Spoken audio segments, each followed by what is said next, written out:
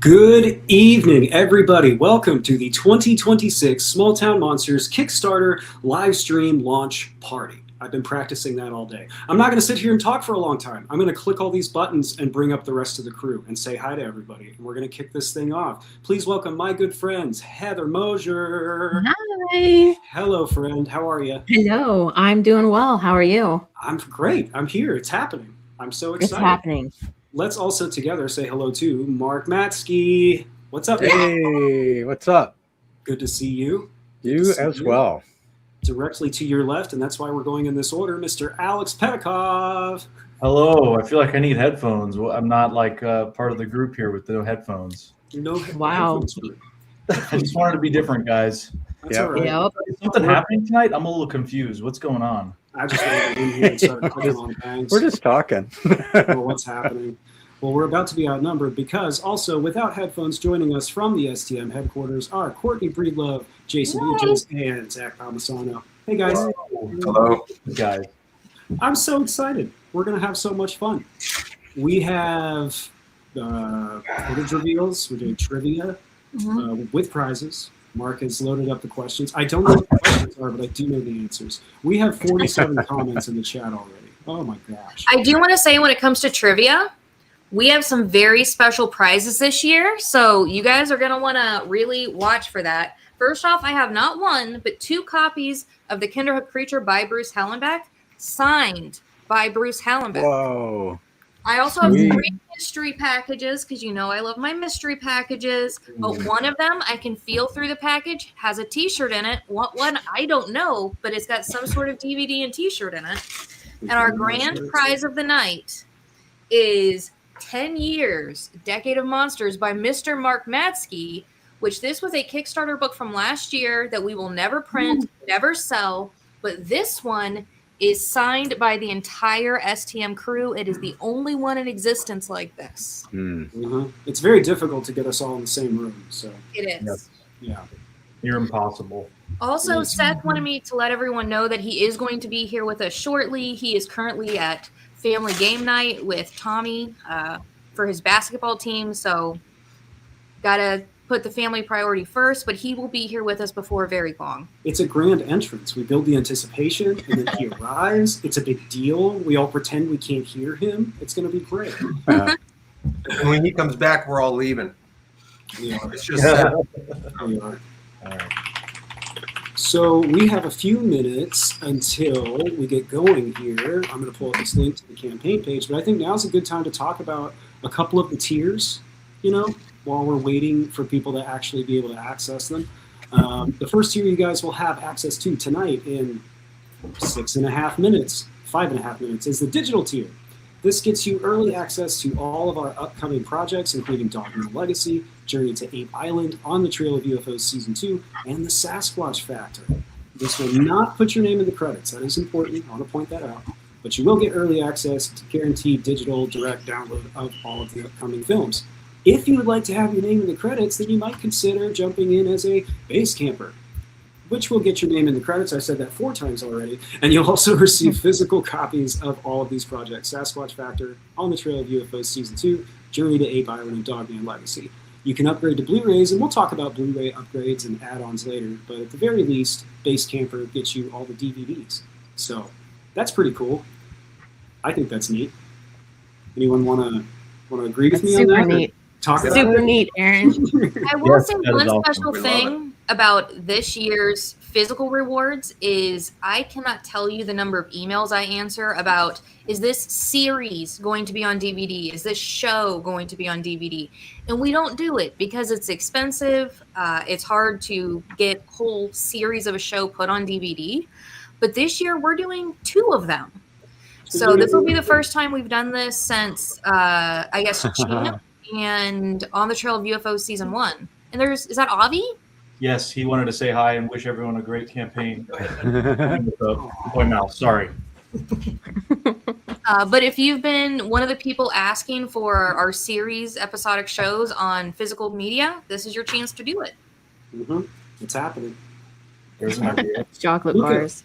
Yeah, Jonathan Wilk would like chocolate bars, which I'm Me not too. here for. Bigfoot Society's here. Hellbent Holler's here. A ton of people are here. If I don't Jason Hewlett was on the chat before. keep up, Jason's here. Hello, hello. Look at all these cool folks. We do have a few new squad members to shout out. We should all extend a warm welcome, get the sentence out, Aaron, to Aaron Kitchener, Dungeons and Dumbbells, Nice. David Davis 4129, and Little 4450, Pork-Chop Express, Reverend Werewolf. I know Reverend Werewolf. Hey, buddy, good to see you. HBH Scribe, Expat Jeff 1973, Ray Melendrez, has been a member for a long time, but I flagged his comics. I was happy to see him. Bonnie Blue McGee is here. Also, let's see, and Charles Moak has gifted 5 Smalltown Monsters memberships. I didn't know you could do that. But I did, actually. It's happened a couple times. That's awesome. Thank you. So thank you to all of our new and existing squad members. If you were one and now you are one again, whatever. We appreciate you guys. Appreciate the heck out of you. Do we have... Nope, the clock's right in front of you. I was about to ask how long until it starts. I'm excited. Oh, We have man. just a couple minutes here. I mean, do you want to go over like another tier or two, and then it'll be about time? Yeah, let's do that. Magic button I have here in front of me. Let's do that. Well, then the next one is number 3, Cryptid Keeper. This is going to get you everything we've already talked about. Early digital access, early physical access as either Blu-ray or DVD with your name in the credits. You'll get an exclusive t-shirt with art by my good buddy, Jonathan Dodd. Excellent artist. You're going to be hearing from Jonathan Dodd a lot tonight in the form of art. So keep your eyes out. But Cryptid Keeper is kind of a, it's not kind of the next step up. It is the next step up from Base Camper. You're not just camping the base, you're keeping cryptids. Keeping the cryptids. Someone A lot help of me. people saw that image on social media and they were asking for a shirt. And there is a shirt with that image on it. It looks Yeah. very cool. I think we had a meeting like the next week and we were like, I think Zach was like, let's just do the Dodd design. People wanted I on the said shirt. that. I did. I remember. Said, let's do it. Exact quote. Yep. Mhm. Good idea. I remember. We've got 1 minute to go, guys. 1 minute. Minus. 1 If minute. anyone has any questions or anything during the live stream, please feel free to put it in the chat. Aaron's going to keep a list and we're definitely try and hit any questions or anything you guys have, I will especially say now that the- we are all together. The pace at which the chat's moving, it wouldn't hurt if you put question in front of your question. I'm going to do my best to watch for question marks, but There's a lot, I do see a question about the shirts. If they go up to 3XL, my friend, our shirts go up to 4XL. So we Mhm. got you covered. Got you. So we do have a question about shipping to the UK. What the We international do shipping? ship to the UK. The shipping is in the Kickstarter to cut down the price because it is so expensive. All UK rewards will go out in one shipment toward the end of the year. So you only pay shipping once, which is a tremendous amount of money for anyone who gets stuff shipped to the UK because it's about $40 a pop to ship over there. So instead of doing that 5 times, we're going to do it once or twice for you, depending how stuff comes out. But I'm only charging for shipping once. Mm-hmm. And with that, it's 7 p.m. I hit the button. And Is it we're wrong? live. Is going Whoa. and Who's asleep not posting? we are launched. Kickstarter is live, everybody. Oh, Somehow I don't have the link. Where'd it go? so my laptop just decided You can it go to doesn't- doesn't Kickstarter.com want to copy and and search paste Smalltown into Monsters, the Alex. whole That's job. really great and helpful information. Thank you. Just I will do that. text us the link. Link is in the Right now. chat, friends, or will be momentarily as soon as my Got it. computer catches up here. Alex, text me the link. No, I'm going to be the first to back it. Oh, dang it. Somebody beat me already. Oh, no. And we're live! Congratulations, everyone. We did it. Let's all log off. And, Ray Melendrez has a question, and then we're going to do something really fun. Any appearances by Shannon LeGros tonight discussing her season 2? Unfortunately, Shannon was not able to join us tonight, but if you stick around, you may get to see some brand new exclusive footage that she might be in. I don't know. It's possible. There will be. That will be happening. Yeah. That will be happening. But before we get there, and while we're waiting for other fun things to happen, I think a different fun thing should happen. And we should watch this really cool intro video that Seth put together. So if you're on the crew and you need to grab a drink, you have plenty of time to do that. But nobody else leave. The rest of you haven't seen this, so stick around. Please enjoy this very cool short film that Seth put together. That I'm going to stop talking about. I do want to say, if you're a statue backer, if you love the statues, that is a limited level. We've already got about 3 out the door. So that limited level with Gene St. Jean's doing the Hopkinsville Goblins this year, I have a feeling it's going to sell kind of quick. So don't sit on that one. We didn't even get to that. By the time we get to that tier, it's going to be gone. It's going to be... Here, I don't think it'll be gone, but it is limited. It's this one, Statue Collector, folks. Very limited. We've jumped ahead a tier. We'll come back to number 4, but check it out. Check out that tier. Maybe sign up for that tier while you're watching this. Where did it go? This video. Hello and welcome to the 2026 Smalltown Monsters Kickstarter. It's hard to believe that we are still here 11 years after our founding in 2014, but we are, and a huge part of that is just thanks to our backers. So if you are a backer of the previous Kickstarters or you're brand new to Smalltown Monsters, we just want to thank you for being here and taking the time to actually watch this video. Hi, I'm Courtney with Smalltown Monsters. This is Bumble. I'm Heather with Smalltown Monsters. And we just wanted to tell you about the 2026 Kickstarter and why we are so excited for it this year. Absolutely. I'm excited because backing the Kickstarter is one way that you can get everything we're making this year months before everyone else, including a digital download of the content. Yeah, that's a really good point. I think that it's super important for you to back Kickstarter because it allows us to help preserve folklore, history, and people's stories throughout time. Bumble's excited about the Kickstarter because he thinks there's going to be treats. Yeah. And he's probably right. Yeah.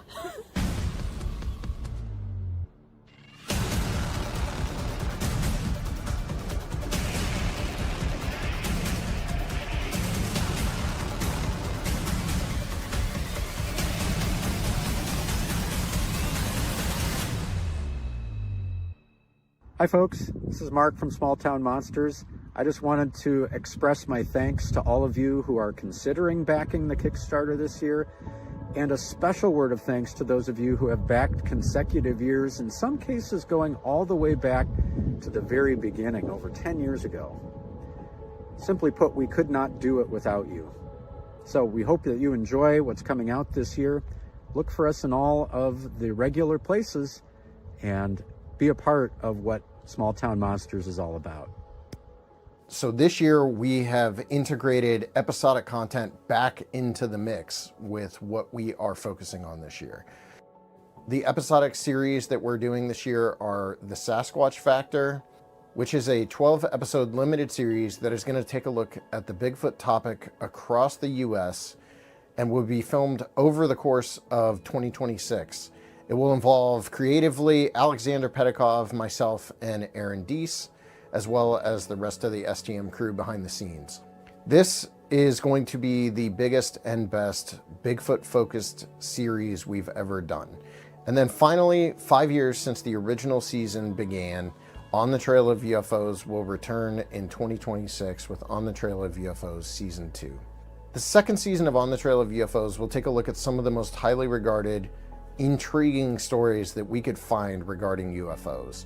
From mass UFO sightings occurring over major metropolitan areas like Chicago, to small town Americana brushes with the Men in Black, to one of our favorite stories that we haven't managed to get into yet, but finally will, the Kentucky Goblins. The show brings back Shannon LeGros to lead you through the history of ufology, but we'll also integrate some new faces into the mix, such as Micah Hanks and Aaron Deese. Next up are 2 films that I am very excited to finally get into and to be able to talk about with you guys. One is Dogman Legacy, which is based on the upcoming book by Aaron Deese.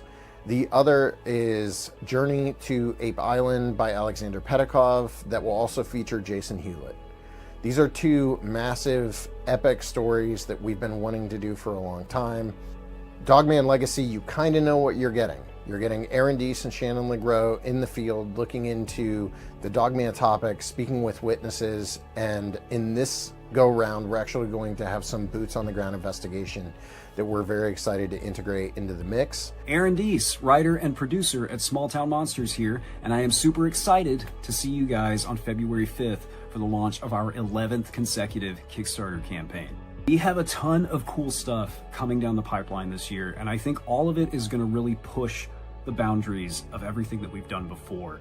But one of the projects I'm most excited about is Dogman Legacy. This movie will be a follow-up to the Dogman Triangle, Werewolves in the Lone Star State, and Dogman Territory, Werewolves in the Land Between the Lakes. Shannon Legros will be back, and we are speaking with new witnesses in new locations and examining a whole new set of historical cases. By the time you see this, production for that film will already be underway, and you guys make it possible. Thank you. Journey to Ape Island is going to take Alexander Pedikov to Vancouver Island, a place we've wanted him to go for a very long time. It's also going to allow him to have a full-scale budget behind him, so I'm excited to see what kind of epic adventures he takes us on. He's going to talk about that a little bit more. Hey everybody, this is Alex Pedikov, filmmaker and director here at Smalltown Monsters, and I wanted to take a few moments to talk about an exciting project I'm going to be spearheading as part of the 2026 Kickstarter campaign. Obviously there are a lot of different projects we're working on. This one in particular is going to be called The Journey to Ape Island. I'm very excited. We're going to try to tell the story and encapsulate Ape Island, which is also known as Vancouver Island off the coast of British Columbia in Canada, which has a long history of Sasquatch stories and lore dating back centuries, from indigenous stories to more contemporary and modern accounts. We're going to be really chronicling kind of the history of it all and showcasing the island for all it's worth, which is an amazing biodiverse place with lush temperate rainforests, jagged mountains, high alpine lakes, and kind of everything in between. Please consider backing the 2026 Kickstarter campaign.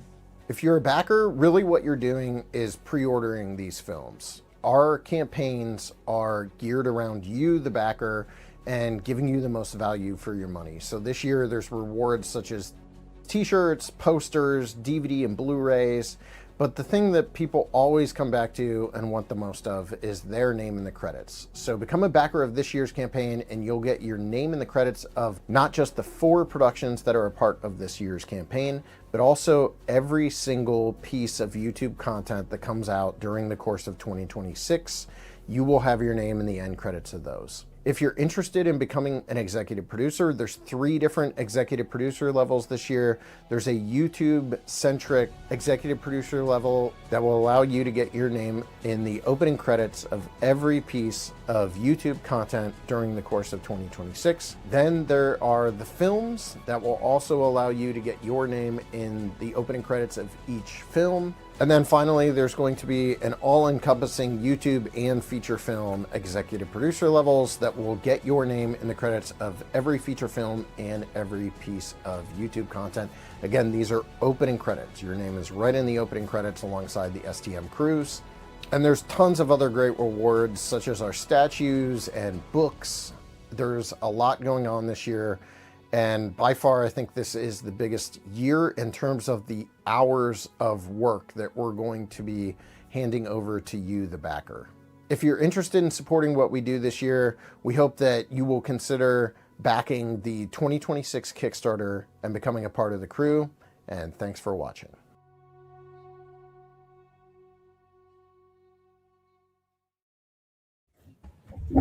Well, that was really cool. A whole lot of stuff happened in the last 7 minutes and 48 seconds. This is so exciting. We have an exciting list of names that we need to shout out right away. But also, as a quick news flash, if you are thinking of a full content executive producer spot, we have 1 left. Yes. But let's read that beautiful list of names, Aaron. Let's do that. Starting from the order in which they arrived on my phone during a frantic series of text messages from Courtney. We have to shout out Teresa Trammell, our first full content executive producer. Thank you, Teresa. Yay! I want to leave these names up longer, but we do have a lot of people to thank really quickly, such as Kenneth Roach, who is our first executive producer. Thank you, Kenneth. Awesome. I'm recognizing a lot of these names. Great to see them. Helen is our second full content executive producer of the night. Thank you, Helen. Helen, longtime executive producer. She's wonderful. Yes, Helen is an OG, right along with our buddy Greg Bull, another of our full content executive. Greg. Woo! Great to see you, Greg. And a gentleman I met at Monster Fest, Mr. Goldie Goldbach, another of our full content executive producers. Goldie. He's awesome. Goldie. Yay! And another name some of us may recognize from the passing of times and various days. What's happening right now? I'm trying to thank our friends. Don't threaten them. Shout out. No, Goldie's great. And Mr. Jeremiah Byron, full content executive. Bigfoot Society. If you guys aren't following Bigfoot Society, do that. Jeremiah's a longtime STM buddy. But yeah, so we're down to one full content executive producer slot. We have reached 40% of our funding goal so far. That's huge in 7 minutes. The statues are going as well. And this might be jumping ahead, but I'd actually like to talk about the memorabilia level because we're down to only 2 of those, and I think people should know about them. I was going to say, let's get into these tiers because they're going fast. We want to make sure people at least know what they are before they all disappear. Memorabilia collector.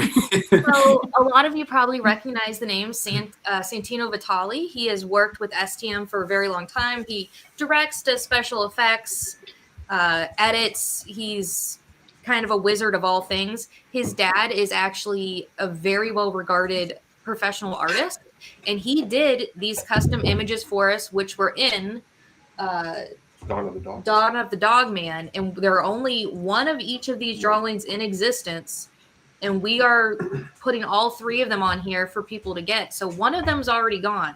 So if you want one of the 2 remaining ones, and these aren't prints; these are like hand drawn. They are pencil on paper. They are the authentic thing from him. Yeah. Raul Vitali, if you wanted to look him up. He's done illustrations for Magic the Gathering, a bunch of Oh, we got a new executive producer, Lane Marshall. Lane Marshall over at Paranormal Palaver podcast. I'm not sure if he's still recording right now. But that was executive, Courtney? Yes. Thank you, Lane. Appreciate you. So yes, memorabilia collector, memorabilia, going fast. I thought it was extremely cool that Raul took time to draw those for us, just because he wanted Santino to have a really cool movie he was editing, and then Santino's like, yeah, let's do this and do something special with them. So it's extremely cool that we don't normally get to do stuff like that because we don't normally get the physical art from the artist, but in this case we have it. Mm-hmm. Yes. And it could be yours. It will be for some people who have already scooped up that tier. I'm so excited. Thank you guys so much again for tuning in tonight. We'll say that continually throughout the night, but we just really appreciate your support. We appreciate you backing. Even if you're not backing, we appreciate you hanging out and being here. But, you could think about backing. It'd be fun if you wanted to do that. I will say, I help manage the comments on social media, and as we've been putting up the teasers for the Kickstarter, a lot of people keep asking, where can I watch this? What channel is it on? And I keep responding, well, it's not going to be on a channel. It'll be on streaming. However, by the time the Kickstarter backers get their digital copies, it's easily 4 to 6 months before that even is close to the streaming service. So realistically, to see all these projects this year, you almost have to back the Kickstarter, because otherwise, by the time they stream, it'll probably be 2027. Yes, awesome. That is true. I just realized there's an air conditioner outside this window I'm sitting next to. So while we wait for that to stop happening, we've got a super cool teaser for the upcoming season of On the Trail of UFOs.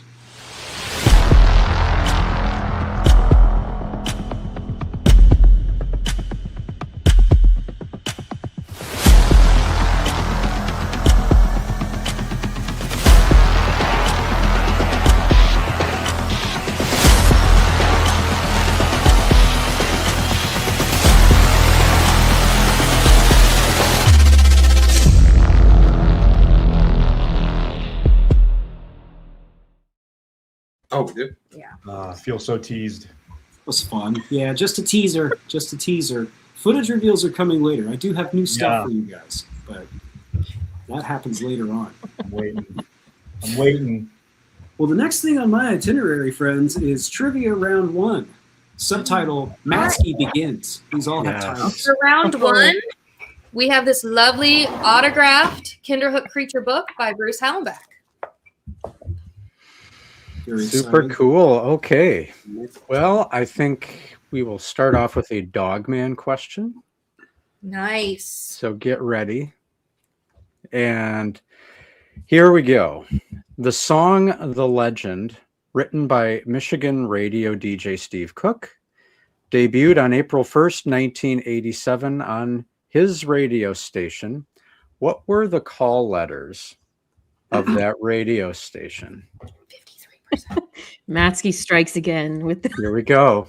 I know this because Mark texted it. Trying to Should I say it? No, you shouldn't. Oh, Oh, Oh.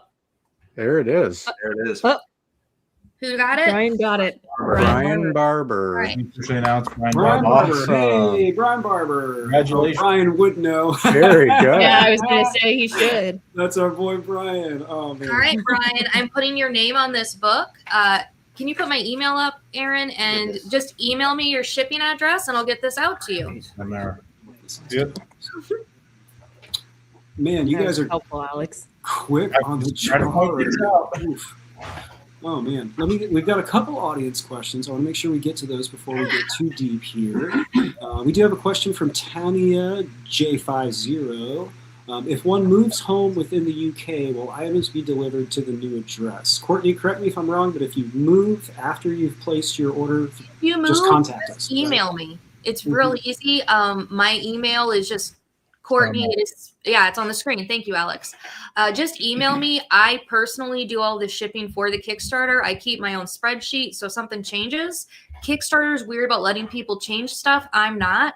So just email me and I'll take care of it. Yes, that's true. I've moved during every Kickstarter I've backed.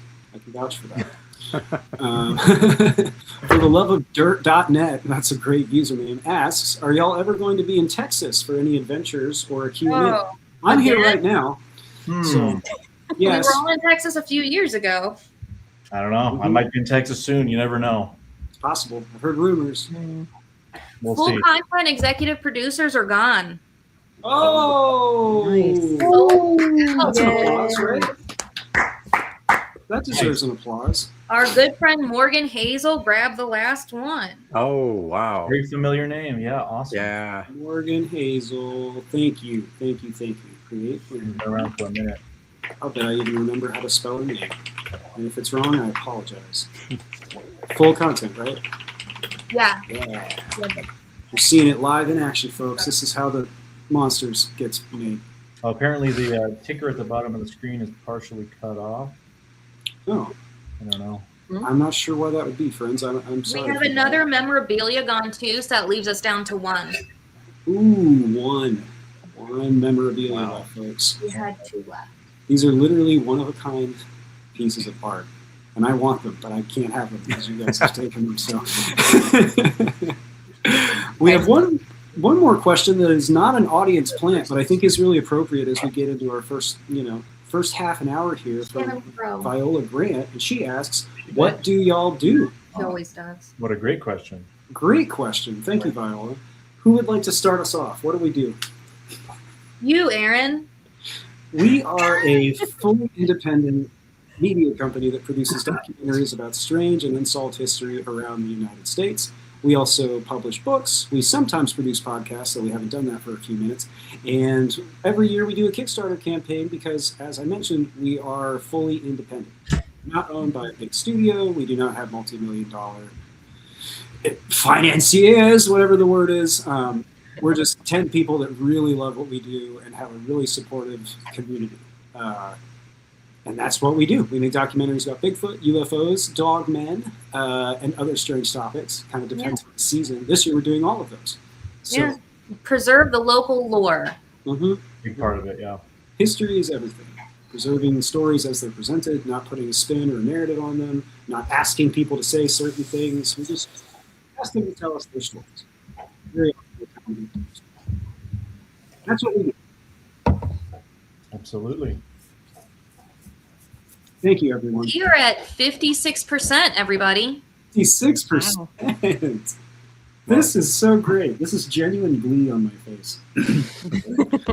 We've gotten through a few tiers, so we do have some add-ons that are coming up this year. We have some additional projects that are kind of a part of the Kickstarter, but they're not included in any of the tiers. And it's always weird for me to bring this up because I'm making them. So let's just get into some Smalltown Monsters publishing stuff, if that's okay with Heather. Yeah, If that would be it okay. works. Awesome. That works for me. Very cool. I feel like there was a question about the publishing that I saw anyways. Yeah, Oh, did we have a Bonnie had publishing one. question? Oh, where's Bonnie? Yeah, Sorry. Bonnie asked what was coming this year, and we do have 2 of the 4 that are planned for this year that are actually add-ons for the Kickstarter. Mhm. You may have heard of the author of both of those books in the Kickstarter. His name is Aaron Deese. And yeah, that Wow. Right this there. guy. It's right there. And they are going to be wonderful companions to a couple of the films that are coming out. Well, a series and a film. So, Aaron, what is on the agenda for you, sir? Well, I guess we could start with either one of these, but I'll just stick with the list I have in front of me so I don't get confused later. The first one that's coming out this year is Werewolf, the Dogman Legacy by Aaron Deese. This is always weird for me. Like, we need a co-host when we do these, but With Werewolf, art by John Dodd. yes, with art by Jonathan Dodd. Once again, I sent Jonathan a insane randomized list of adjectives and colors, and he comes up with the perfect thing. But yeah, Werewolf, the Dogman Legacy will follow up Dogman Triangle and Hunting Grounds. And this was actually the book I had started writing before we started doing the Land Between the Lakes stuff. So Hunting Grounds kind of came out of thin air, but I was already working on this. So I'm excited because that means I've been working on it for like 2.5 years. Dang, I should probably finish it. But it's going to be similar to the other 2 books, but different. There will be encounter stories. There are some eyewitnesses who haven't had their encounters published anywhere before that I'm aware of. We recently went to Ohio and talked to some people, so that's really been informing the work I've done the last few days. But it's less... I felt like in the first 2 books, I was trying to figure out if there was a precedent for this phenomenon, like if, can we make a case that this is a thing? This is more... I don't know. I'm more interested in the way this phenomenon intersects with human beings now than I am if it's real or not. So that's what this one's gonna have some stuff in it about. Sounds great. I'm excited. And of course, that piece is going to be a companion to one of the films this year. Yeah. So you'll be able to get a very rounded story if you watch the film and read the book, because Aaron was the host of the film and did his research while filming. It was a time. It was a fun time. And that book will be available as where's that add-on? As an add-on. There it is. There it is. So books this year are not included in any of the base tiers. They are going to be add-ons. We know not everybody necessarily wants books, but we don't want you to miss out on the tiers that you want. But if you do want books, this is a good way to get them because you're essentially pre-ordering it. Pre-ordering it and getting it at a discount. Any of our add-ons are, anything from the Kickstarter is cheaper than you can buy it individually later. And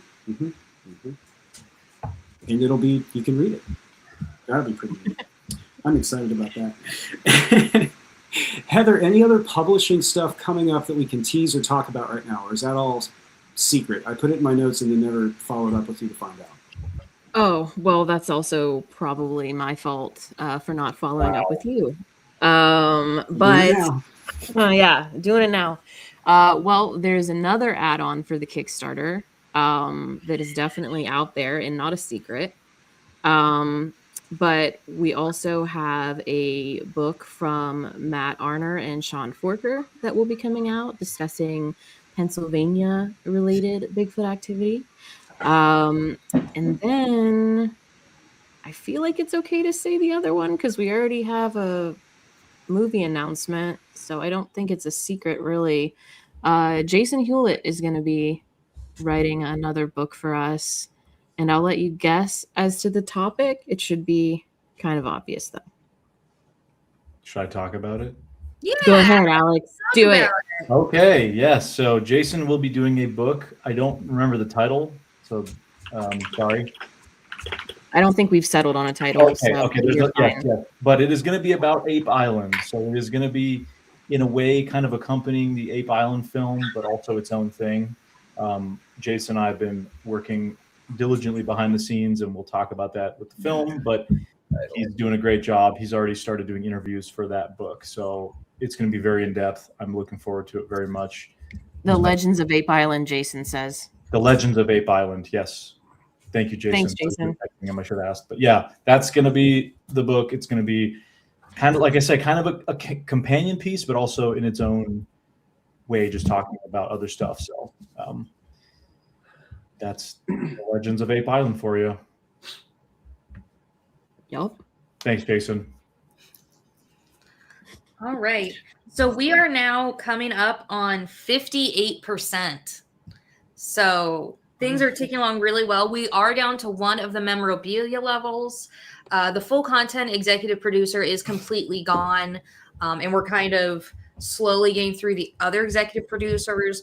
The statues are limited, but we have quite a few of them. But I've seen several of them tick past. I'm not sure where we are on that count, but they're definitely going. That's good. Let's maybe do another Mark trivia. We can certainly do another trivia. Since we're talking Ape Island, I have an Ape Island related question. And it is this: Vancouver Island's Strathcona Provincial Park has Canada's highest waterfall. What is its name? I don't even know the answer to this. The highest waterfall in Canada.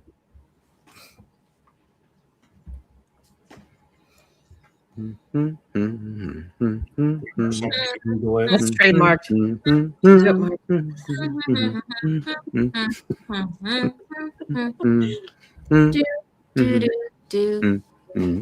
Forever Goblin. You got it. Victor. Yes. It is Della Falls. All right, Forever Goblin, if you can please just email me your shipping information, and I will get this guy out in the mail to you. Nice. All right. Let's see what else we got here. If somebody wants to know who picks the music for our videos, the Ocala episode and the California episode have insanely good music. That's me. Thanks. I picked that. Yeah, I'd say the editors usually pick them. Whoever's doing the episodes, yeah. So I think those are Beyond the Trail. So yeah, I picked those. I spend a lot of time choosing music, more than I should. So I'm glad it's appreciated.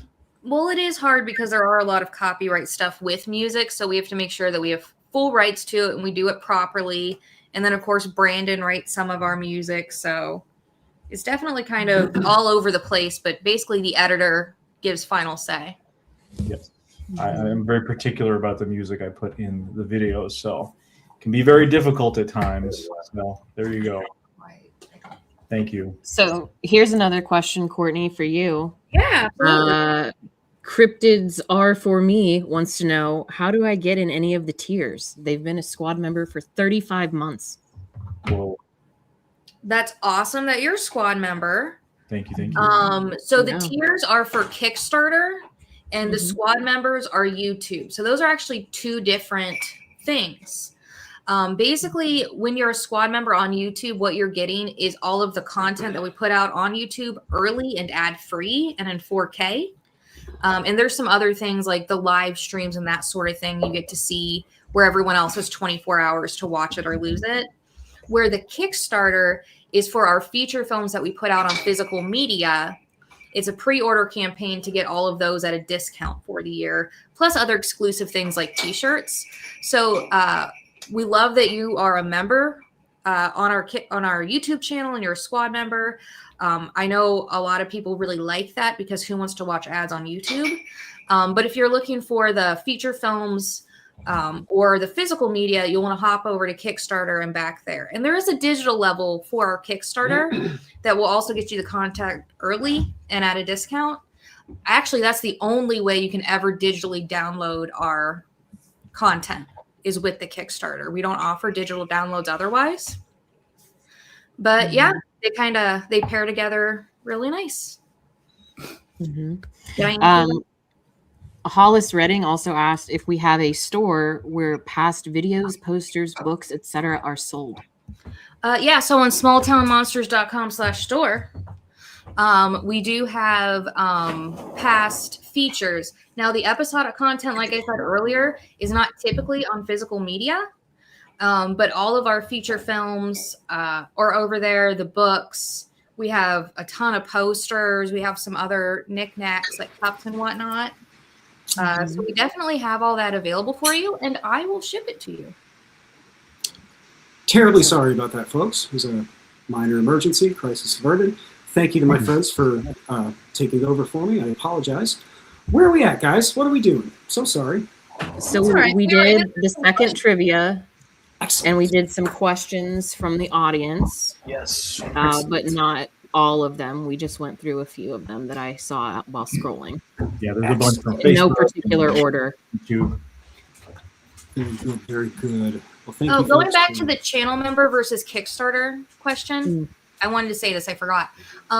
Eventually, usually all of our features do end up on Kicks or on YouTube.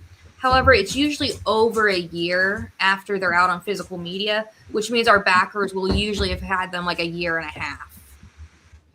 So there is that. So if you want to be a channel member and you're very patient, you're gonna be able to see it ad free eventually. But for our backers that want to see it, you're gonna see it 4 to 6 months before anyone else, and a whole lot longer before YouTube.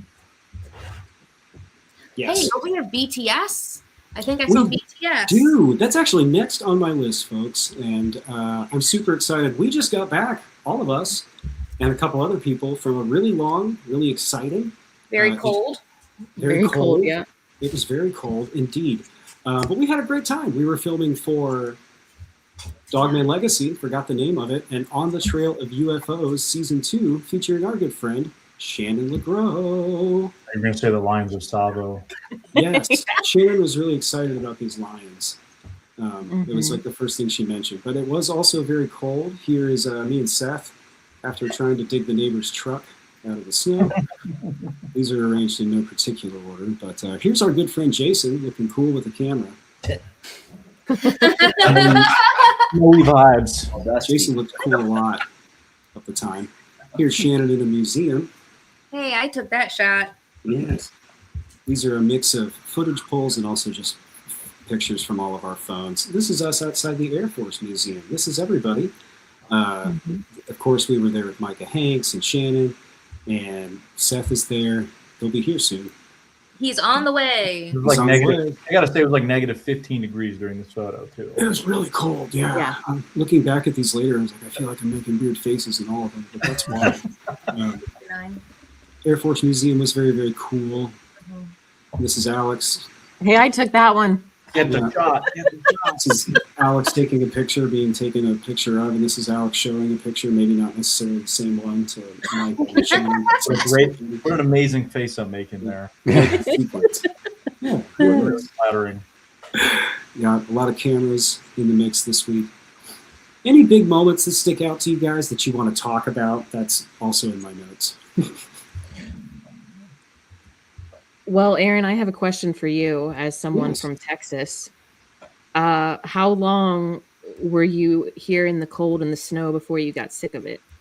I think I had just the right amount. Like the last day and a half, like at the last Airbnb, I was just kind of like, this again? Like, I was trying to take the trash out. It's like, I have my boots on again, So it wasn't too much. Well, you know who wouldn't get sick of it? Because they're tough and strong. Michael Wilcox, our next executive producer. See how I set that up? That was great. That was great. Yep. That was a great setup. Thank Oh, you. that's awesome. Thank you, Michael. There we go. Thank you, Michael. That brings us up to 62%. Michael Wilcox. Woo. Good job. Thank you, everyone. We're trucking right along here. Look at us. I don't remember how fast it went last year, but I feel like it wasn't that fast. I could be wrong. Let's see, I'm looking to see if I missed any questions. Oh, Brian, B. Corbin, squad member, asks, will you guys be back in Western North Carolina in 2026? I don't know the answer, but I feel like it's probably yes. Yeah. Yes. Somebody asked what happened to Eli. He's my son. He's on punishment. He can't be here. He's in timeout. I'm out of here. Oh. In timeout. That's what I'm going to start saying when people ask me. He is busy with other things. He's a busy guy in California. That's what I know. Mm-hmm.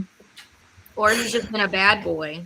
Normally that's Zach's job, but No, I'm not in the bad way And anymore. he's in trouble. not anymore. Well, the next thing on my list is a pretty big film by a guy named Alexander Pedikov, unless you guys talked about that while I was dealing with Indeterminate We did not. Emergency. Oh.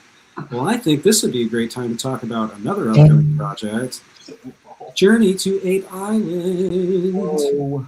Ooh. And my original note said Alex talked for a while, but then I wrote down some actual questions. So, Alex, what is Journey to Ape Island about? What is this thing? Journey to Ape Island will be a adventure documentary film. Still trying to figure out what exactly it's going to be, but we have a pretty good idea. Where myself and Jason Hewlett, as we talked about earlier, he's going to be doing the book. We are basically taking a journey to Ape Island, Vancouver Island, which is one of the largest island off of the west coast of North America, basically. And it's filled with mountains and temperate rainforests, and it has a really big connection to Sasquatch legend and lore, indigenous stories going back thousands of years, Zonaqua. Think about these the ancient totems they have. Lots of stories, very interesting contemporary stories, like going back the last couple hundred years with, Canadian and kind of European folklore, and then obviously contemporary modern encounters. So there's some really cool stuff. So basically, in my summation of this, we are going to be traveling there and kind of going from south to north in the whole island and talking about some of the most interesting cases that have happened there, from some of the earliest sightings that have taken place on Vancouver Island to, again, more modern stuff. And then it's going to be rooted in the kind of indigenous folklore that is present there. So that's going to be kind of the grounding point for the entire film. And I'm really excited to explore how that's going to work. But you'll see kind of the environment, these temperate rainforests, I think, play a big role in this. And it's just going to be visually incredible. Think about, helicopter rides, boats to remote locations. We're going to be spending time out in the bush in a number of locations with activity and all sorts of stuff that's taken place. I'm really excited. It's probably going to be the most ambitious project I've ever done so far. It's going to be like everything you see with Beyond the Trail, but like times 10, and literally like times 10. So it's going to be really cool. There also will be multiple like YouTube episodes that also come out of this. So where we expand on stuff that'll be part of, Beyond the Trail and other specials. So I can't tell you how excited I am for kind of everything that is going to be coming with the film. So that's the best I can sum it up right now. We haven't started filming, of course, so that's going to happen at some point this year. But Jason and I are very hard at work behind the scenes, and we have most of the film kind of figured out right now. And it's just a matter of scheduling it and then actually going and do it. It's going to take us like 2 weeks to do the whole thing of filming. So it's going to be, again, very, very intense, probably the most intense project I've ever done so far. just the filming side of it, not let alone the editing. And that's going to take a whole nother kind of journey as well. So that's the journey to Ape Island. Hopefully that adequately excited people enough, but that's the basis of what it's going to be. As promised, Bumble is getting his treat now, since Alex was showing off his kitty. There he goes. He's gone. He was over here assaulting Zach and Jason. Here's a fun little teaser for the journey to Ape Island. It's not very long. No one leave.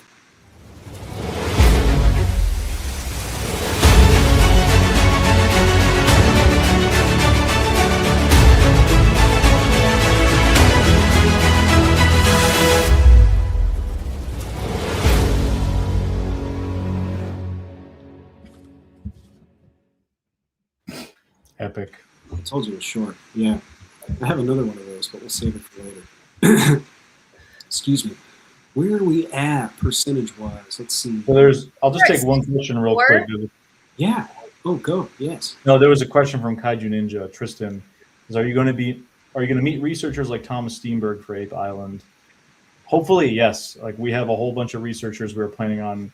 It's going to be researchers, witnesses, indigenous people like First Nations on Vancouver Island, and pretty much anyone else we come across. But we have a pretty solid list of people we're going to be talking to already, and Thomas is on that list. He's done stuff on Vancouver Island previously in the past. So yes, it's going to be, again, a crazy project, crazy undertaking.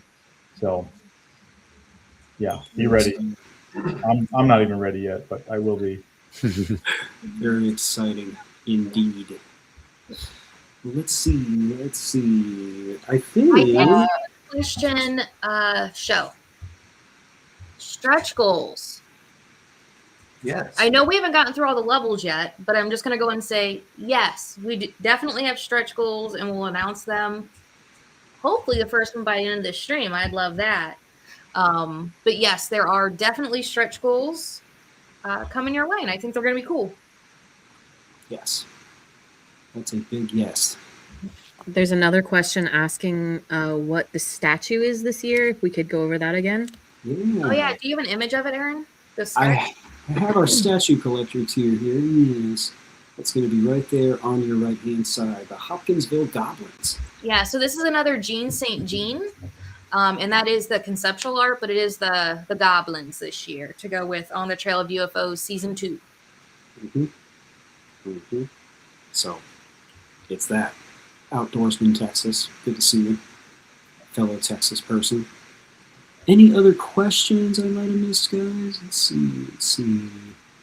Statue is the last one I see. Do we have more tiers to go over? We do actually have more tiers. We've gone a little bit out of order, but I don't believe we've talked about the Smalltown Monster Hunter level, which introduces a new reward this year, 2 new rewards. You guys have been asking for patches for a long time. I have receipts, and now we have one.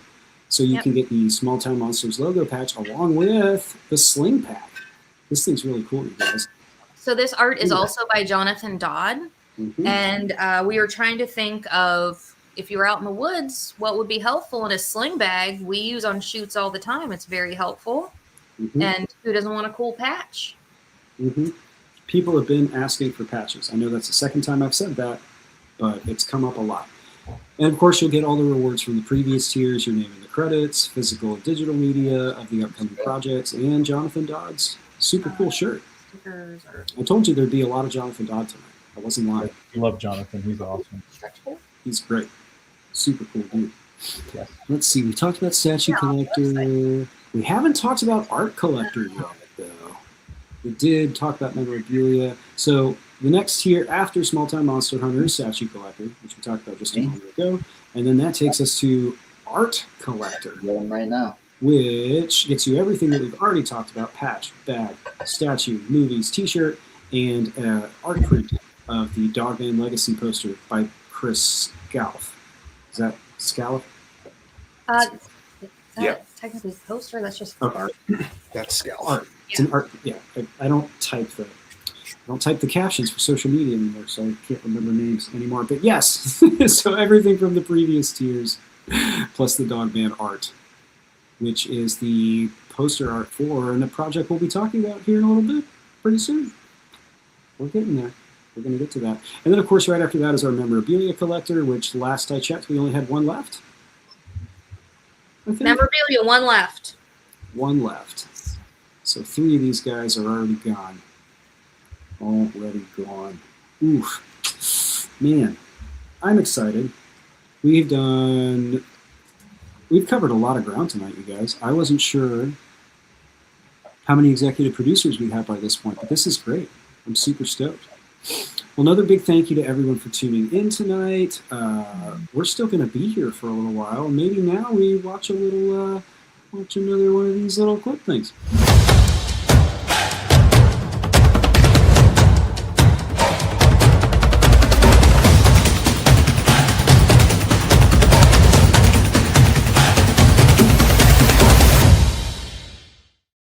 Flip is over already. It's a fast one. These are all fast. The ones we're running once Seth gets here are a little bit longer, but the first one was the longest. He will be here soon. Yes. Yeah, we know we have a lot of questions coming in. I'll take some questions. Yeah, definitely. Keep the questions coming. Jake Dressel, I'm going to just work from the bottom up here, asks, any chance of another Monster Fest? That is going to be a maybe, Jake. We would love to do one, but the time and resources that go into that take us away from a lot of other stuff that we could be doing. Not that we don't love the events, we really, really do. But tell me if I'm wrong, Courtney. And we're not busy enough. The big thing with Monster Fest was the hotel was so expensive that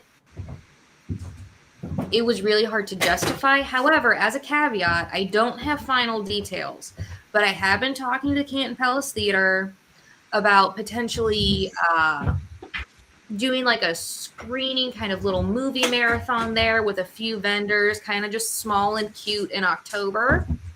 And we've been going back and forth about that. I don't have a name for it or anything in writing yet, but that would be kind of like a pared down, chill Monster Fest. We would, of course, have a bunch of the crew there. I think we would do select vendors and probably like 2 or 3 movies.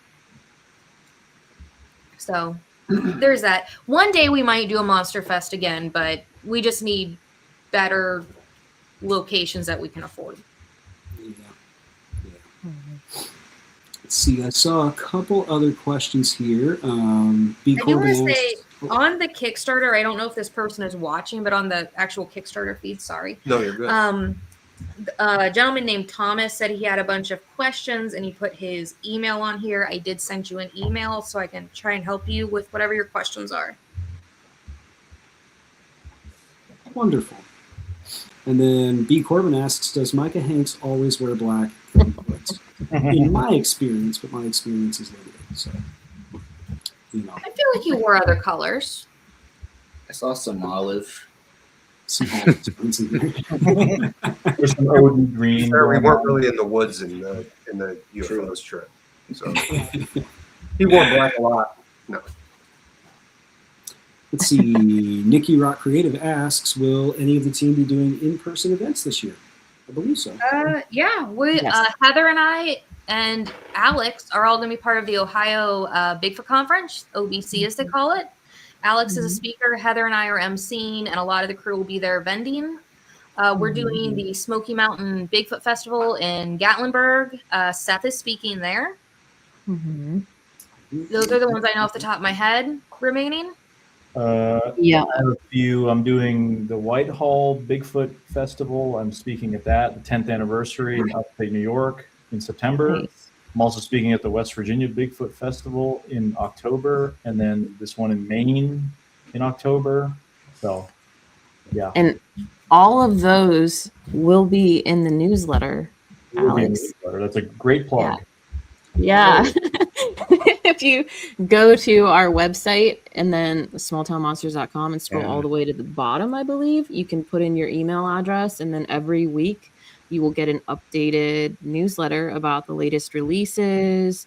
For this month, you're going to get Kickstarter updates as well. And yeah, you'll get to see the itinerary for who's going to be where, when for events. I'll be at Mohican. Yay! Yay! And Peninsula Python if they do it again. So we'll see. Mm-hmm. So watch this space, watch the usual places, as Mark said. I love how Mark put that. See the usual places. I was like, that's really cool. Did you see how young I was in that video? Yeah, so long ago. Back in the day. Time flies. Speaking of Mark and time, the next thing on my list is Trivia Round 3, Mark Strikes Back. Oh, So that's the best one.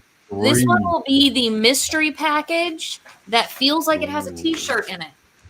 And I will show the back of the package. It's a big one. Whoa.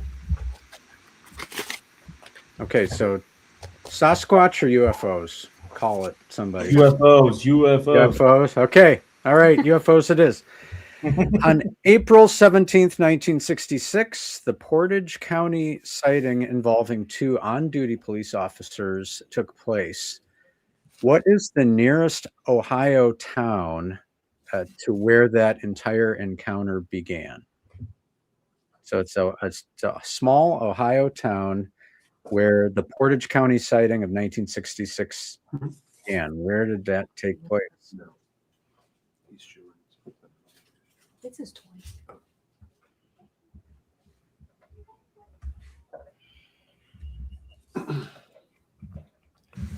The suspense is killing me right now. Mm-hmm. Do we have a winner? Oh, Not we have yet. an answer. Not yet. No, not yet. It's not Ravenna. It's not Ravenna, but It's close. That's Yeah, very. It is close. I You wasn't are sure. in the neighborhood. I don't think it's Bakersfield, California, Mr. Watson. No. But Mm-mm. oh, we have another answer. Galapagos? Kent. Nope. Oh. It's Kent. No, it's not Kent. It's not No. Kent. That was a reference to something very obscure. Newton Falls, No. Ann Arbor. when Yeah, you no. were saying Ravenna, I'm gonna say you were kind of close because I always think of the first letter of a word. Oh, that's an expert clue. It is. Oh, bunch of answers coming in. Oh, we're getting so close. We're all around it. I know the answer now. Nope.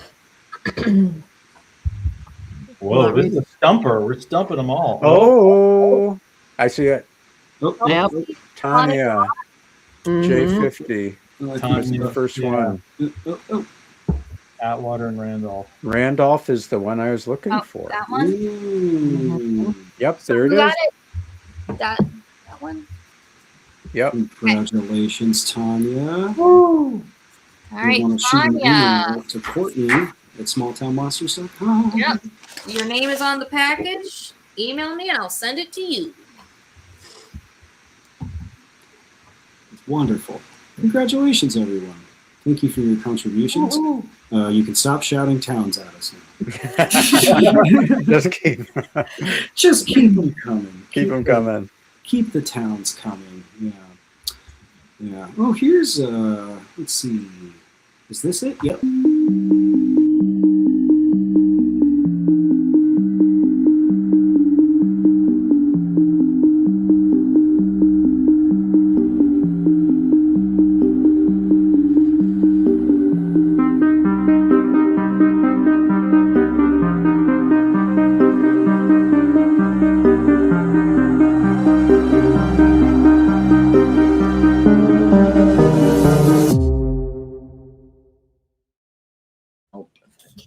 Just like those.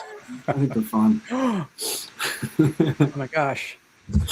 Well, we do have something kind of new that we can reveal, which I believe is available for our squad members right now. But we have a trailer for the upcoming special from Hellbent Hollow. You guys want to check that out? Yeah. Yeah. I've seen the whole thing. It's Check very it out. exciting. It is very good. So, yeah. Well, here it is. Give it a peek. Peek. I don't know what happened.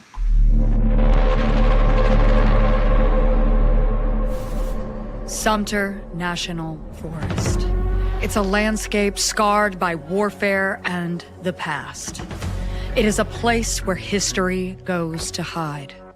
But in November 2024, something came out of hiding.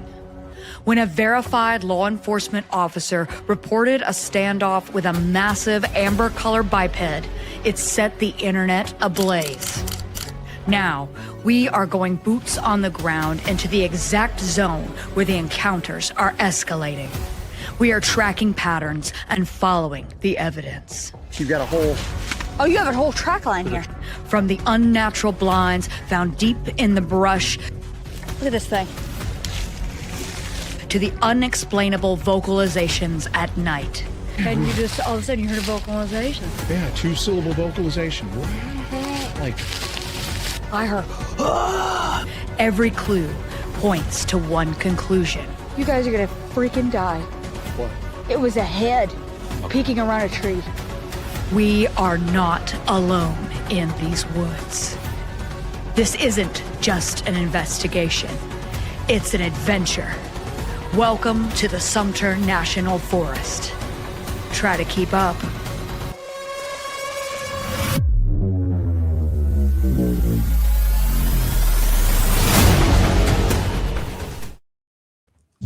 If you've ever watched a Hellbent Holler documentary or special, you know that they deliver what they promise. And Yeah. like It is out for Squad now. The response I've seen so far has been very positive, and it'll be out for the public on Sunday.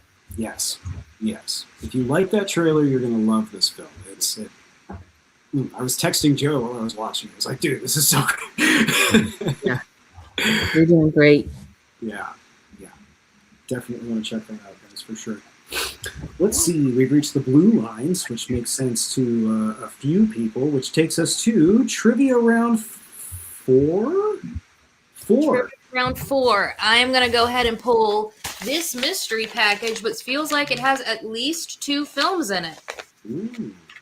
DVD or Blu-ray? Not sure. They're in a package. Mystery Films package. Well, this is Trivia Round 4, Avengers, but everybody is played by Mark. So, what would you this one? It's 2. It's just Dogman Triangle. Land of the Missing. What happened? Is Mark froze? Oh, I think Mark might be frozen. Oh, no. Oh, there's Mark. He moved. Wow, that was weird. What just happened? Is he faking that? That's awesome. Just got Pennington triangled. Whew. Mark, are you ready for trivia? Oh, trivia, sure. Okay. All right, so this is a Sasquatch-related question. Here we go. J.W. Burns popularized the term Sasquatch with an article titled Introducing BC's Hairy Giants in 1929. In what periodical or magazine did it appear? Mark has no mercy. None. Nope. So No, I do not. I know it. Well, that's because you're looking at the answer. Reader's Digest. I wish it was Reader's Digest. That'd be awesome.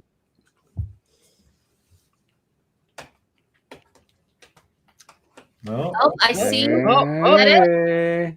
Yeah, I think we should accept it. Stupid username. Stupid username, McLean's. Yes. This stupid username. Great username. That's fantastic. That's very good. Thank you. It's blowing up. Congratulations. Wonderful. I got your handle on this, so go ahead and email me your mailing address and also that you are this stupid username, so I can put the username with the real name. Mm-hmm. That'll be a fun thing to write on mail. No, that's awesome. That's awesome. Absurd. I love the usernames. Let's see. We have a few more questions. We actually have a little stack of questions here. Let's see. Let's do it. Kaiju Ninja 85. How do you choose which documentaries to make? What's the process in choosing, and any chance the audience can get involved in helping choose in the future? Well, we do definitely take, people's feedback into consideration. particular case has been asked for a lot, that might make the list. But there's a lot that goes into that. I think everybody could say something about that. Yeah, a lot of what goes into it is first we have to make sure it's something that people want to see, or at least enough people want to see. Harkening back to the poor Jersey Devil that we thought people wanted to see and then they didn't. So if you want to make a suggestion, you can email me. My email's been up there and I can forward it on to the team. But often we pick our topics 1 to 2 years in advance. So if you make a suggestion and you don't see it and you don't see it, it might still be coming. Just we have to plan over a year in advance to get the films made and out. Mm-hmm. Yeah. Let's see. 71, Vega Man 93. Any news on Aaron's new book release? I think we're looking at early summer for the next one, I think. Sounds accurate. Sounds accurate, Aaron. Yeah. We do have another book to talk about. No particular date, though. Yeah, we'll figure that out. But yeah, we're looking at summer and I think possibly later in the fall for the next book that I kind of skimmed over in the notes here. By skimmed, I mean skipped completely. And it's called Sasquatch Variable. I wrote this. Artist also by Mr. Jonathan Dodd, of course. Same process. I sent him some random notes and he came up with this super cool thing. And the idea here is trying to look at Sasquatch kind of in the abstract, like if we could break Sasquatch encounters down to like a mathematical equation. What's this floating variable that keeps us from being able to formally find Bigfoot? And I learned that finding Bigfoot means different things to different people while I was writing this. But I'm excited about it. This one's actually pretty much done. We thought this one was coming out first, and then we moved some things around. So this one's pretty much finished. It'll be updated before release sometime in the fall. But this one is also available as an add-on. If you guys would like it to add it to your Kickstarter bundle, you don't want to wait till it hits the bookstores, you can do that. You can add Sasquatch Variable onto your stuff. Your stuff right there. All that cool stuff. That's what I have to say about that book. I'm excited for this book, but I'm biased. I may have been yeah. A few of you guys are in it. Yeah. One Mr. Matsky is in it. One Jeremiah Byron is likely in there. So, yes, there's a few people. It sounds like Seth is about to pull in. Do we have any more levels we could hit while he's walking in here? Yeah, definitely. We've gotten through most of them, but we haven't gotten through almost out of these executive producer. This is going to get you all rewards from all previous tiers, name and credits, early access, digital downloads, physical media, bag, shirt, patch, statue, art print, and it's also going to place your name at the front of the credits. The front of things. Right now we're down to just 13 of those left. That is a limited level. If you would like to see your name in some additional credits, if you guys are really passionate about our YouTube content, because we do a lot of stuff on YouTube, you can also look at the YouTube executive producer. And these also get you IMDb credit for the film as well. So a lot of people really like that. For the YouTube one, we do have 9 left. You gotta get in this middle chair. Ladies and gentlemen, It's here. Whoa! Round of applause for the head maestro, Mr. Setu Buridudabu, which is a correct pronunciation. Unless I pull the table back. I think it's fine. Hello, everyone. Hello. Hi. Yes. Oh, there we go. Hello. I'm sorry I missed. I was very busy running backwards down a basketball court. Yeah. Busy times. I think I threw something out in my neck. Well, now that you're here, Seth, I feel like this is a great time to run a 100% real teaser for On the Trail of UFOs Season 2, unless you wanted to wait on that for some reason. Yeah, let's do 100% it. the real thing. Okay. Yeah. Well, everyone, buckle your seatbelts for this. Here we go.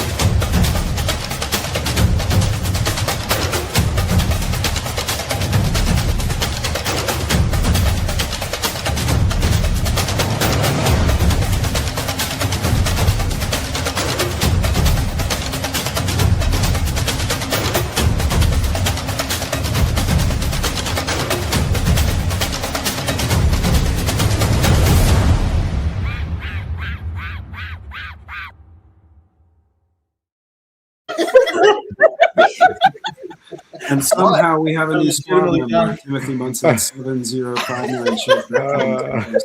You're not lying when you said he had like 50. And welcome to the And welcome to our friendship.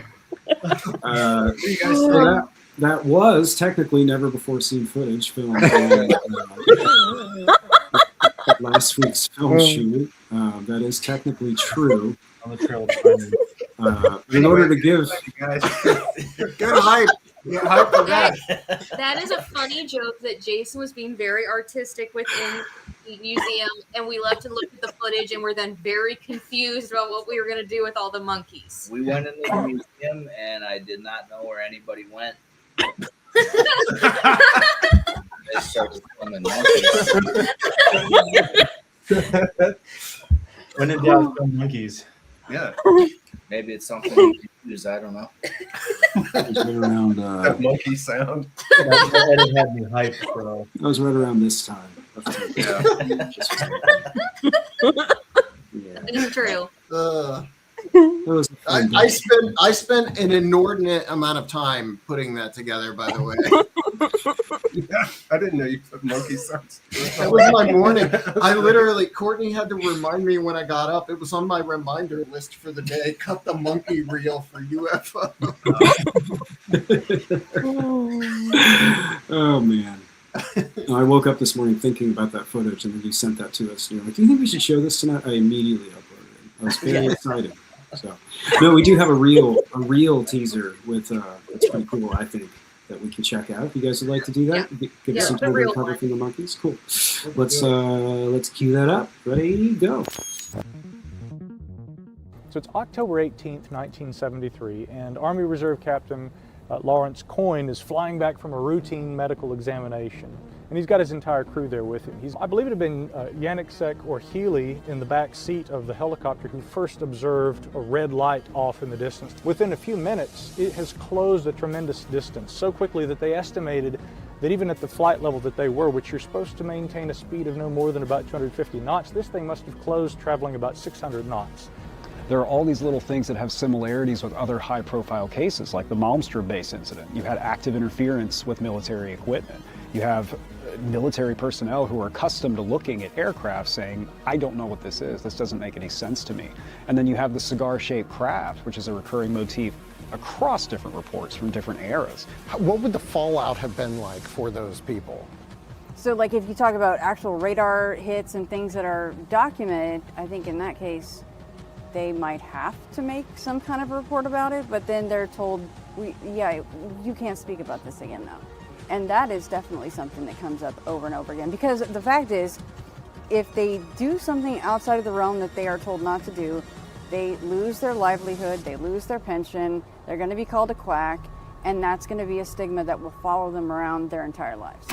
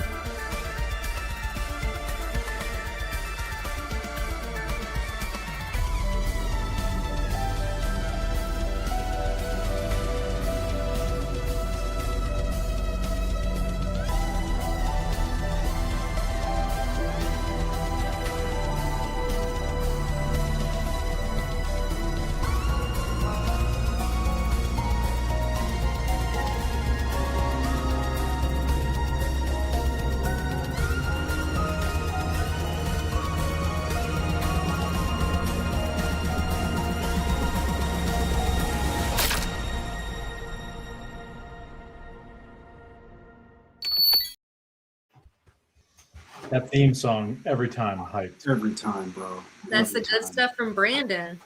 Yeah. So, well, Seth left. So the next thing that we'll do, no, I'm just kidding. Yeah, so that was all filmed last week and the week before. Like, that's extremely During Winter Storm Fern. Mm-hmm. Is that what it's called? Mm-hmm. Oh. it really took me back to living in Florida as a kid, but instead of like driving away from the hurricane, we were flying directly into it, and it was frozen. Well, I mean, the entire lead up to the shoot was kind of funny because we planned this. Like, when did we officially set the dates and start buying plane tickets and all that? Months ago. Yeah, but like when we first did it, I initially said something like, I mean, we are doing this in January, so we might hit some bad weather, like here and there. And then like we're leading up to it, and we're like 2 weeks out, and we start seeing like these extended forecasts of like the worst storm in Midwest history. And we haven't had anything comparable for 18 years. Yeah. Crazy. Yeah.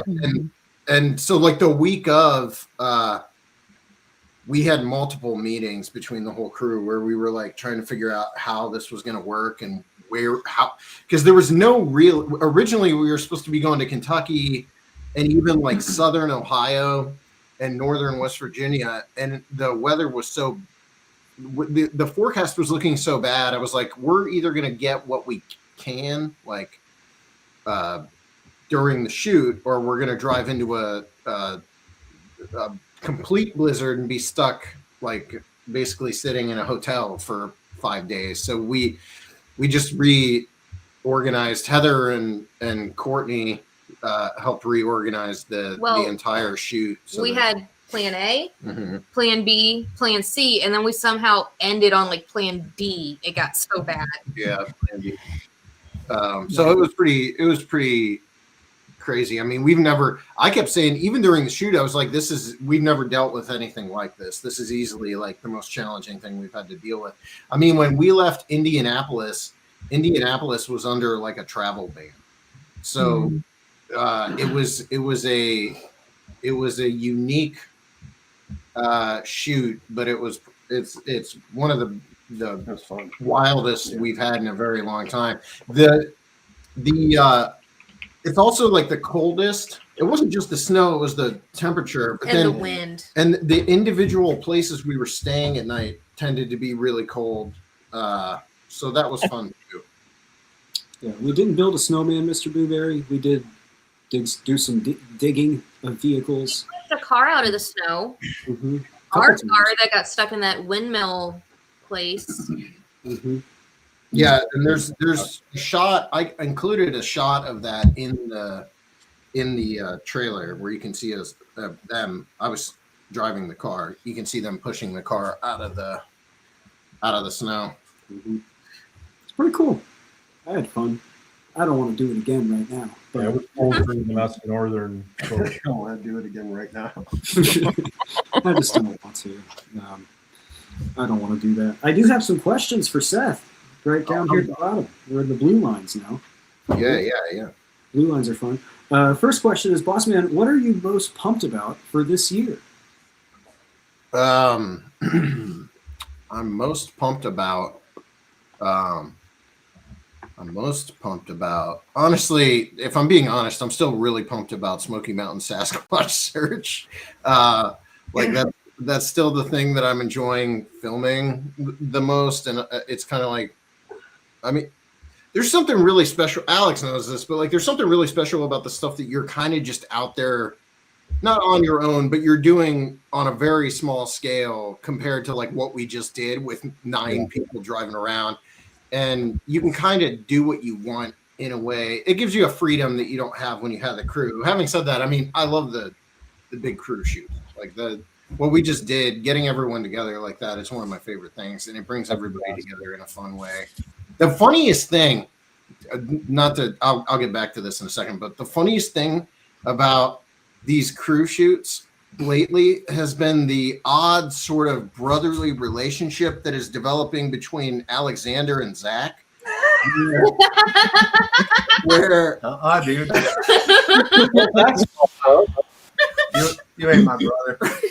Where one of my favorite things that happened on the shoot just revolved around laughing at something they were laughing at.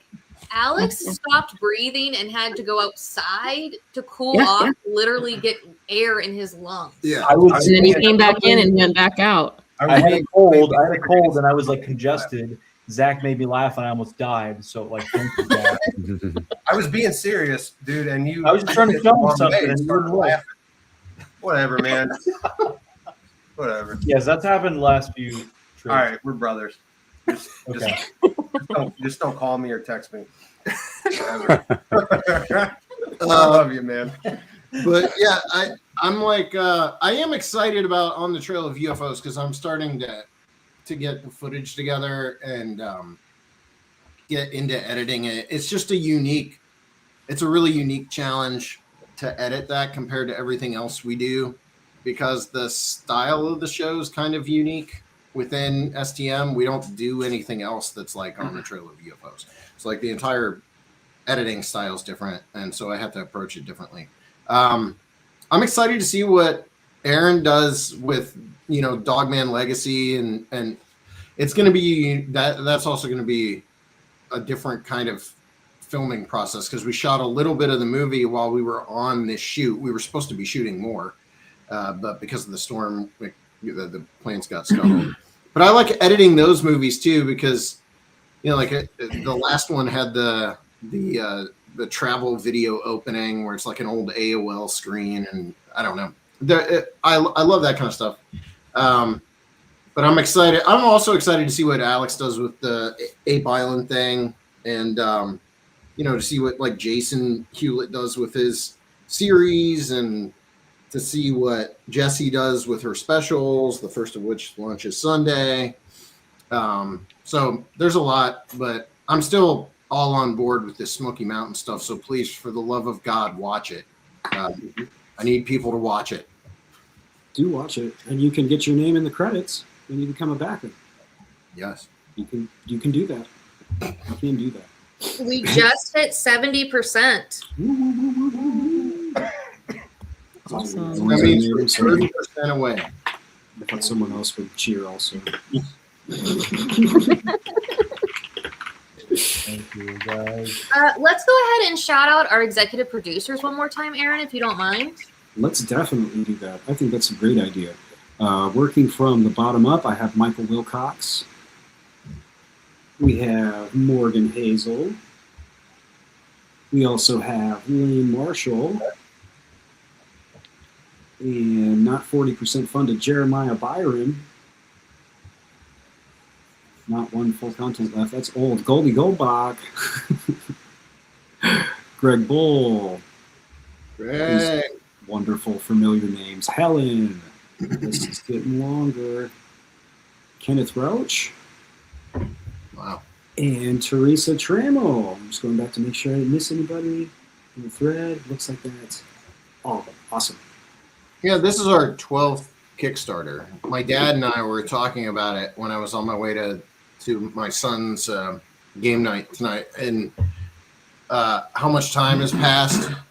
Like, you don't think about that passage of time really. While I mean, it takes things like this to really have a milestone that you're hitting to recognize. Oh, we've been doing this for a very long time.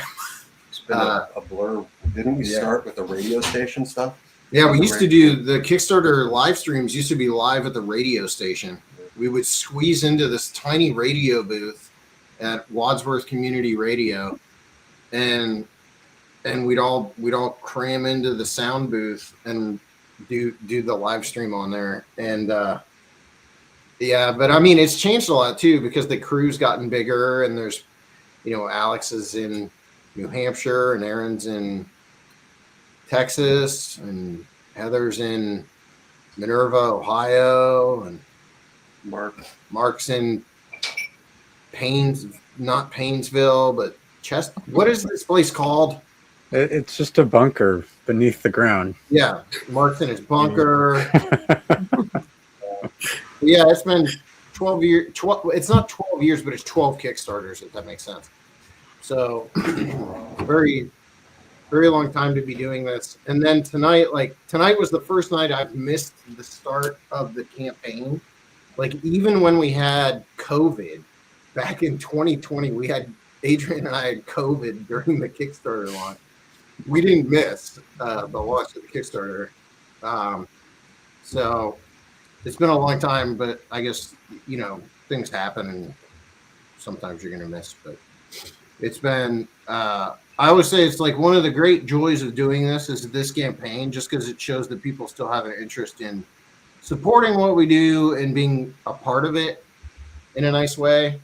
And it allows us to engage directly with you guys, like the backers. And then the other big thing is just it is our main way of being assured that we are going to get these projects in front of someone, because sometimes the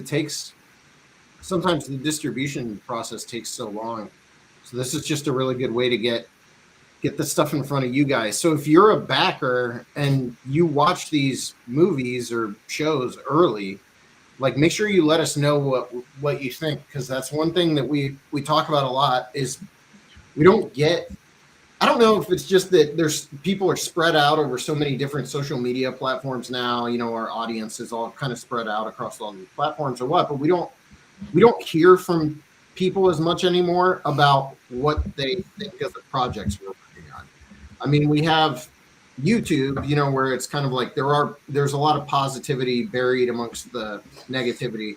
But in the old days, we would post stuff on Vimeo and you would get immediate feedback from Kickstarter backers, and we always really value that. So if you're a backer and you like our stuff or you don't like this stuff, just let us know after you watch it, because you're seeing this stuff months in advance, months before anyone else.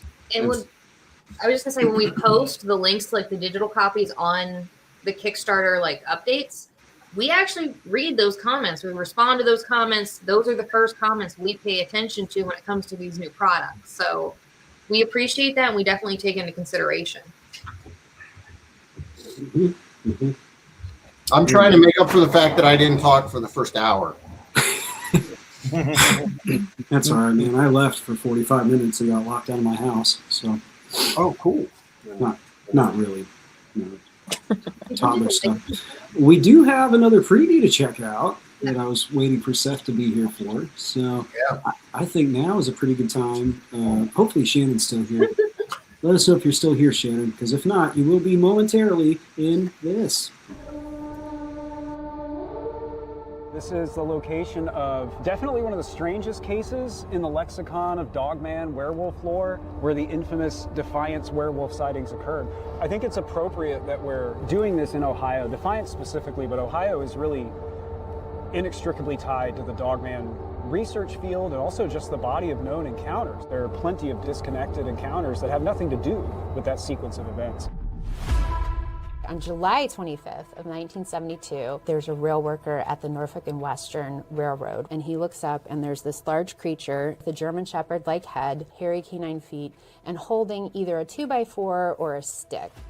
All right, so the Defiance Public Library actually has a file named The X-Files. It actually says The X-Files. The X-Files. That's perfect. We gotta check go this look at out. this. And right out of the gate, Oh my gosh. Wolfman report.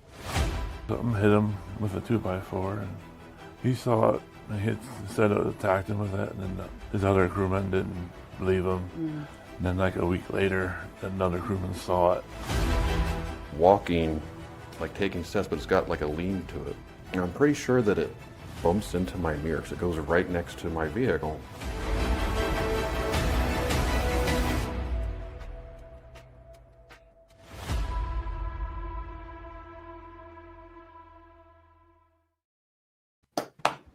Ooh, that's the whole movie. That's everything we filmed. So you guys have already seen it. You've seen the movie. And of course, this is the theatrical poster by our buddy Chris Scalf, which I think is really cool. That's my favorite poster he did for the 2026 stuff, I think. I really like that one. It's very cool. Got strong X-Files vibes. Mm-hmm. Like in the trailer, which we did not know was going to be a thing. We didn't know going into Defiance they had a folder marked X-Files until Heather called the library and cracked the case. What do you do? Cracked it. There's a dog man. Cracked it wide open. Dog man. Smack head. I've got one. Okay. So, You know what I got? You messed up. Oh, I think it's time for Matsky Trivia Round 5, Godzilla versus Space Matsky. Yes. Wow. This is the one for I've been waiting for. one and only signed 10th anniversary book. Mm-hmm. Whoa. Another. Over to you, Mr. Matsky. Space All right. Well, since this is the book level, this is a Smalltown Monsters deep cut trivia question. The Bray Road Beast made its West Coast premiere at the International Bigfoot Conference held in what city and state? Ooh. I know this. I don't. This is where I met Zach Kreger. Just tell me what. Tell me where. I'm just looking at my social media. I'm just checking out what's going on online. Is anyone getting it?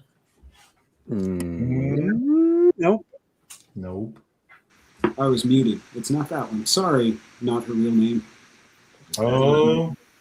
Yes. Bigfoot Society. Bigfoot Society. Jeremiah. Wow. Very good. Executive producer Jeremiah Byron. Boom. That's our boy. Well done, sir. Well done. Jeremiah, please still email me just so I triple check I have your right address. I don't even think you can Google that one. I don't know how you would find that out. I don't know. That's the same trip where Mark and I had filmed Mount St. Helens with Mark Marcel, and we'd gone to the Olympic Peninsula, and I got sick. We talk about this all the time, so I'm not going to talk about it again. And then it happened. Some of that footage in Journey to Ape Canyon.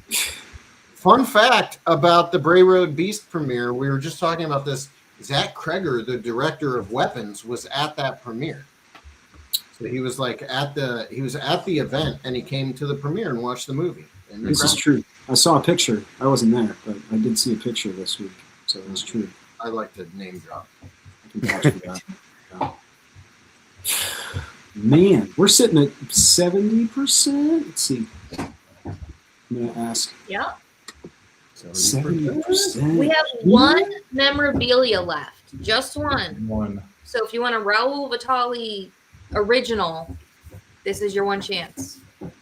Yeah. Where are we at with like executive producer levels? The full scale is completely gone. It's been gone for a hot minute.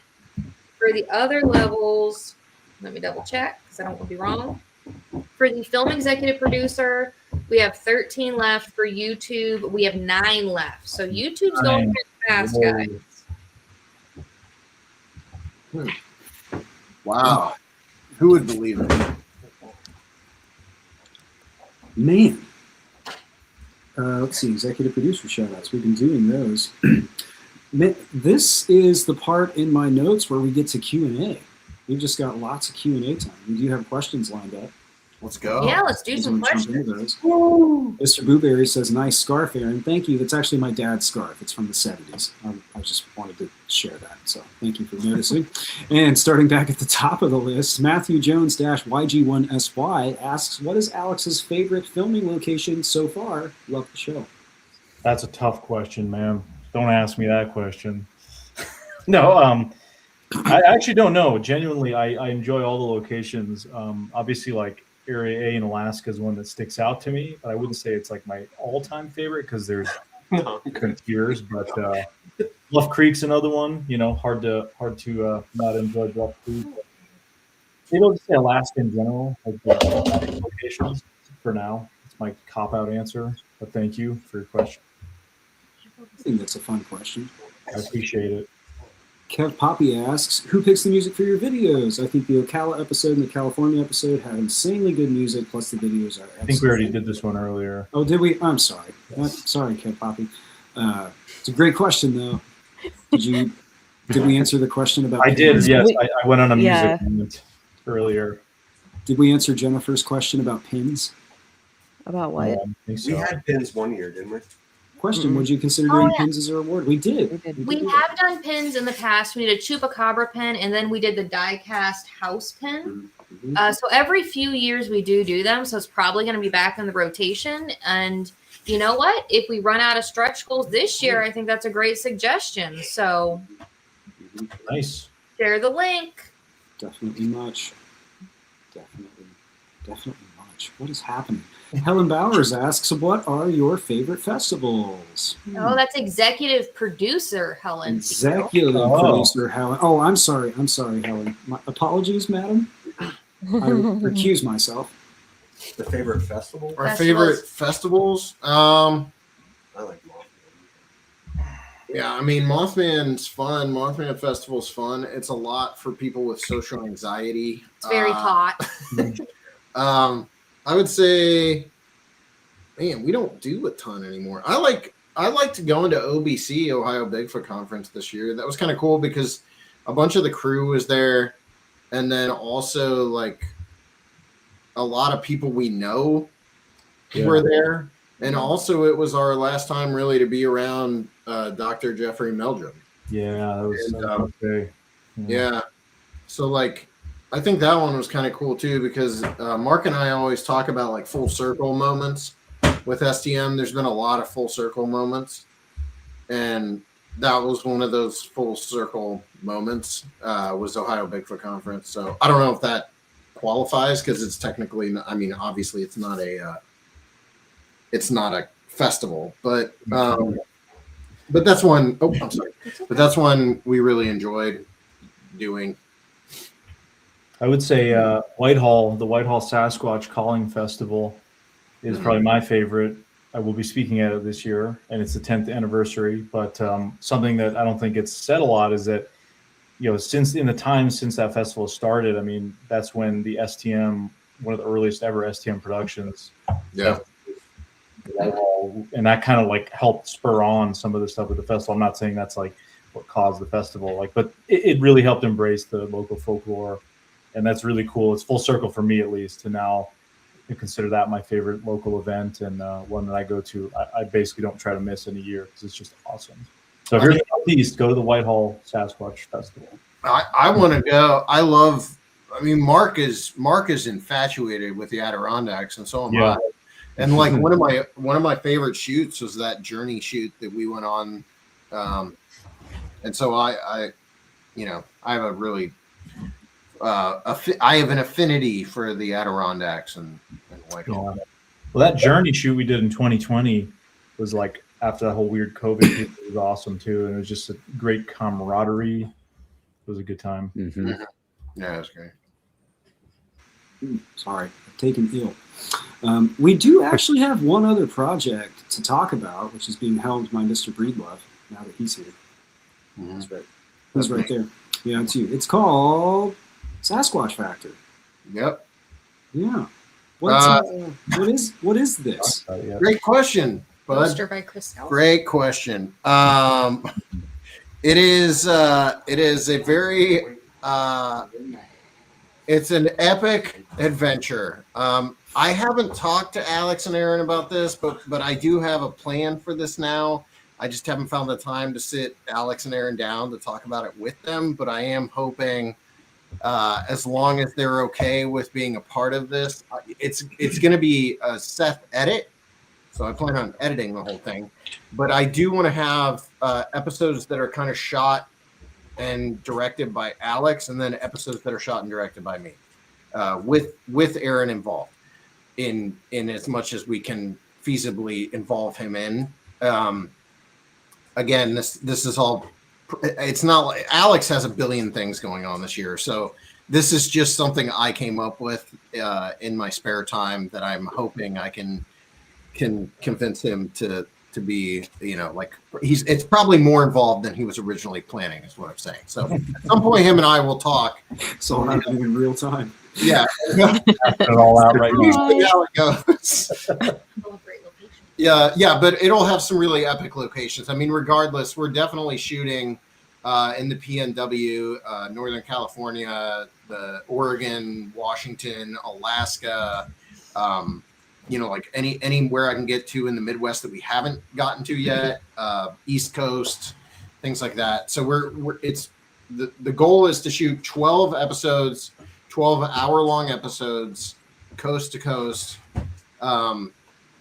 that really focus on not just, this isn't like On the Trail of Bigfoot, where it's very like sort of sit down interview heavy. That's not what my idea is here. It's to be much more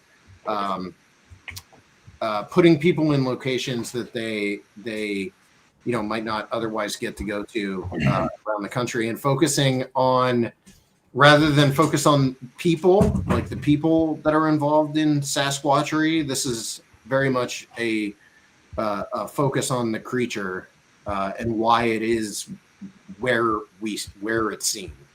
That's the idea behind it. So that was probably a really lame way of getting it across, but yeah, it makes sense to me. It'll be sort of a companion to the Sasquatch Variable book. But Seth's kind of taking the formula of the book and flipping it on its head, which I really, really like. So not as close to the book as the Dogman movies are to the Dogman books, I think. Yeah, this is I would say this is like a companion, and I didn't intentionally do this because it would be very easy to just kind of take what Aaron's working on with Variable and turn it into a show, but I don't like to do things the easy way ever. And also there's a lot of stuff I haven't really got to explore regarding this topic. And I'm still doing Smoky Mountain Sasquatch Search, but that is as much, anyone that's watched it, it's so regionally focused.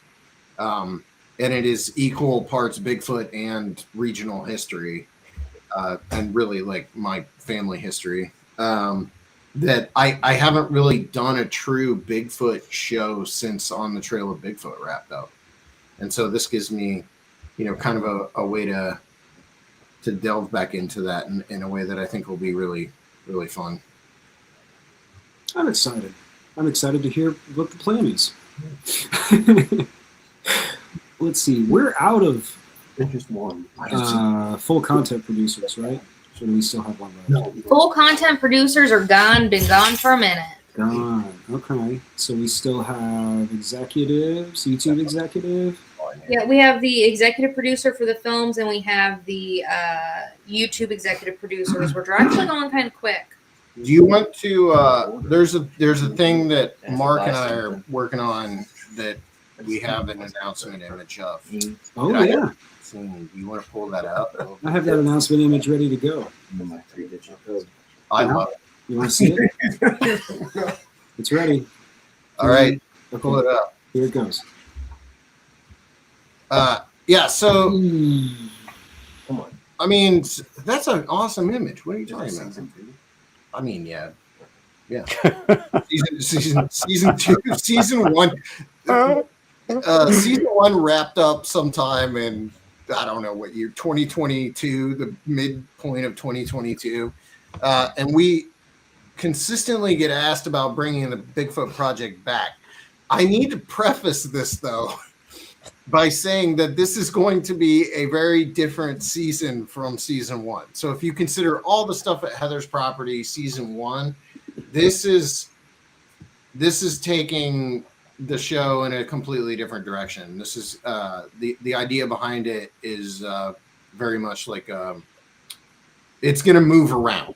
Whereas season 1 was all set there, in Minerva. This is season 2 is going to move around much more, and will involve Mark, myself, and his young son Andy. His youthful lord. His baby. His baby little boy. guy. Where is he? That's what I want to know. Where is he? He texted me this afternoon that he was not able to make it. And I told him that the entire show was canceled. And he said, I would rather drink sewer water than be on a live stream that you were involved in. And I said, I understand. I told him I understand that. And I respect your choice. Yeah, I know that. Mark, he texted you all right. Do you know where your kids are? Yeah. No. He did really text me, but it was very courteous and polite. So yeah. But yeah, Mark, I would say like Mark can chime in here if he wants to, but I know we don't know what this show is yet. By the way, it's very similar to Sasquatch Factor, where I just announce something and then I figure it out as I go. But we've talked about it. Andy and I have actually talked about it. I think maybe even more than Mark and I. Mhm. But I know what it's going to be. I just don't know yet when it's going to start shooting, but I do have to get my pop-up camper out of storage before I can start shooting episodes because the camper, so we won't be shooting until April, Courtney just told me. At least April, maybe later. Mhm. And I also don't know where we're shooting, but we'll figure that out as we're going, and it will involve 3 men and a pop-up camper. Very exciting stuff. Yeah. That's our last project announcement for the night, guys. That leaves plenty of room for Q&A or anecdotes you guys have. You want to do another trivia? I don't know if you can hear Courtney. Yeah, we can do another trivia. I have a mystery package. It is this mystery package. It feels like it has either a DVD or a Blu-ray in it, and on the front it says "No longer lives here," but I'm not going to show you the address. No longer Could be lives. anything. Wow, you're really It is- enticing the viewer with this It is a one. multiple-year-old one, so the DVDs. Wow, just Could keep be it out of print. The DVDs we might not have anymore. It might not even work, honestly. No, it'll work. It just might be limited edition. Ooh. And then she threw it on the ground. Another broken. Bad insult to injury. So, Mark, take it away. All right. Okay. So, I mean, in that spirit, I'm going to toss out this one trivia question I had because it's pretty lame. But here's a good one. And this just is news that just broke. So, there is a minor league baseball team that just announced that they are rebranding this year as the Michigan Dogmen. What is the actual team name? They're rebranding as the Michigan Dogmen for selected games and, of course, merchandise. Quick, everybody on Google, quick. Yeah. See who gets there first. Where's the question?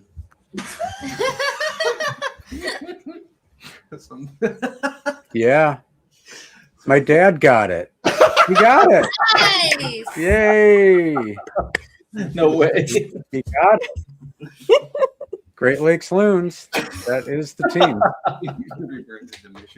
Nice. Oh, yeah, that's drool. That's all. He just drank water, You guys. just drooled all over me. You don't got to do that. All right, Q&A. I got Chipotle on the way. Let's get through some Q&A so I can eat. I was muted. Helen Bowers asks, how do you find the people for the interviews? Well, it's real simple, folks. You can't do that. That's without warning. Unfair. I've been planning that for a while. Great. There's a lot of that people come to us through a variety of channels, but Heather, probably does 90% of the finding people, 95, 99%. Those are my thoughts. Alex handles the majority of his projects, all of his projects, of course. But if there's a person who you're like, where did this person come from? How could they ever have found them? Pretty good chance Heather was involved. She does help with some of my stuff too. She's great. Mm-hmm.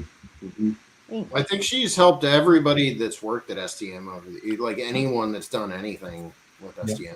Heather's probably had over the last 5 years or whatever. I mean, actually, it's longer than that. Heather started. People don't realize, but Heather was on Momo all the way back in 2018 or whatever. That was 2019. Well, it came out in 2019, but didn't we start shooting it in 2018? Heather, I do you don't know? remember. I really don't Never remember. mind. I don't know. I think discussions started in 2018. Jason's shooting this down. So recent. Yeah, I think it was. I've always thought it was 2019.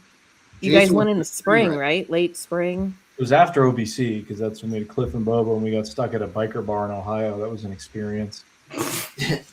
Bobo ordered a salad and it was disgusting. We filmed all of that, both the narrative and the documentary in 2019. 2019. May 2019. May of 2019. He's got dates. Yep. What was the question? I don't know. Can I get some started talking. clarification? Yeah. So. So the answer As far is as- Heather. yeah, you just you look for people. That's it. You look for people. Heather's a finder. She finds things. Laura Simmons asks if we will be attending the Summer Sasquatch Festival in early July in Oak Ridge, Oregon. Yeah, we had both of them. Oak Ridge, Ohio. I don't know what that is. I haven't heard about it. Oregon, not Ohio. Oregon. Oh, OR, Oregon. Yeah. So probably not. But Probably not, unfortunately. Invite us to speak. Maybe we'll go, but yeah, I don't know. Yeah. If there are events you'd like to see us at, you can always tell the organizer, hey, we'd like the Smalltown Monsters to be there, and they can invite us, and we can try to go. Seth is not volunteering to speak at anything. I'm speaking at Smoky Mountain Bigfoot Conference this year, and I'll be there. You'll also be at OBC, but not speaking. I'll be at Ohio Alex Bigfoot. is. I'll be at events. I will like be going to speaking. events. I just don't like talking at them. Yeah, it's a different. Yes, I will be talking about Alaska stuff at Ohio Bigfoot Conference. Yes. So that'll be fun. And, I'll be in the back heckling Alex. Go to those. Our friend Michael Tovar, my buddy in Austin, asks if there will be any more roundtable UFO discussion shows like UFOs Revisited. Remember Seth, Aaron, Heather, Mark, and Hank's on there. Yes, we were on there. Probably not right now. We have some ideas. It's a wait and see. I would say it's a wait and see still. Yeah. It's a wait and see. We're waiting and seeing. Yeah. We have some ideas. We have some notes. We're just kind of seeing. Waiting and seeing. We'll see something. Somebody will see something. Great question, though, Michael. Thank you for showing interest in UFOs Revisited. I really, really appreciate it. A lot. Timothy Munson, our newest squad member, asks, Alex, will you be going back to Area A anytime soon? Love everything about that area. I don't know. Maybe. I hope so. Hopefully. Fingers crossed. Yeah, she was showing me. Fingers crossed. Any chance to go back, of course. That part of Alaska is beautiful. So maybe. We remains to be seen. We'll see. Remains on the list. Thank you for the question, though, Timothy. Backer count. Jeannie Kentrell 2968. Anyone going to the Indiana Bigfoot Conference in Nashville, Indiana? I'm not. Nope. Nashville, Indiana, though. We like Nashville. Heather and I We spent do. some time in We do Nashville. like and, Nashville. and we like the organizer a lot too. That's Tabitha, right? No. Tabitha is in Kentucky. Oh. She has the Carter County Bigfoot Courtney, Festival. this Kentucky / Indiana thing. We were there is- so close together. I forget. She cannot wrap her brain around the differences between these two states. So. We just had this discussion, I think, last night. We did. We did. But Heather and I were in both states in like the same month, and it got real confusing Yeah. for me. You don't have to be this far off the camera. You States are confusing. Especially you small state people. It's hard to keep track of which one you're in, so I understand. The funny thing is, I do all the driving, but I never have any idea where I am. Smugly Do Right would like to know how many episodes of On the Trail of UFOs, but I cut you off, Courtney. Sorry. No, go ahead. Let's do this. There are 8 episodes of On the Trail of UFOs season 2. There's 8 episodes of the first season, 8 episodes of the second.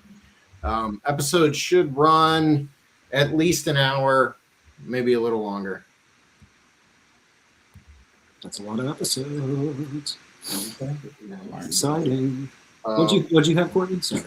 Well, first, I just see our buddy Martin Groves is in the chat with a super sticker. Hey, buddy. Wow. I was literally just writing about you yesterday. Not exaggerating. Working on Thank this you. one. Good to I see did you. want to Martin. Thank you. say we're at 72%. Should we get people excited about the first stretch goal? Yeah, Aaron, do you have those? I do. Do we want the circular one or the elongated one? I'm pretty sure we said the circular one. Let me just explain the stretch goal thing too. The circular. The stretch goals, for those that don't know who haven't backed Kickstarter, all a stretch goal is we're just adding an additional reward that is predicated on the campaign hitting a new goal that we're setting. It doesn't mean that the campaign fails if it doesn't, like we're pulling the goalpost back or something. No. But for those of you who have already pledged, you're going to get an extra item or 2 or 3 added to your package for no additional cost. Yeah. So. Mm-hmm. And our first stretch goal, which we decided yesterday, is this super cool magnet. Stick it on a metal thing. It's a fridge. That's a fridge. Zach put it on a fridge from the 1930s. Yeah. That's the first fridge that was. That is the original fridge. That's the prototype fridge. It's a fridge. Hunted it down. Got a key on it and everything. Zach went down to an antique store and he took that photo. This is it. It's the real thing. I like that you lean over and you tell me that's a fridge. Yeah. Hey Seth, that's a fridge. What if the fridge was the stretch goal? We could send you a whole We'll get an antique refrigerator to your house. I didn't want this.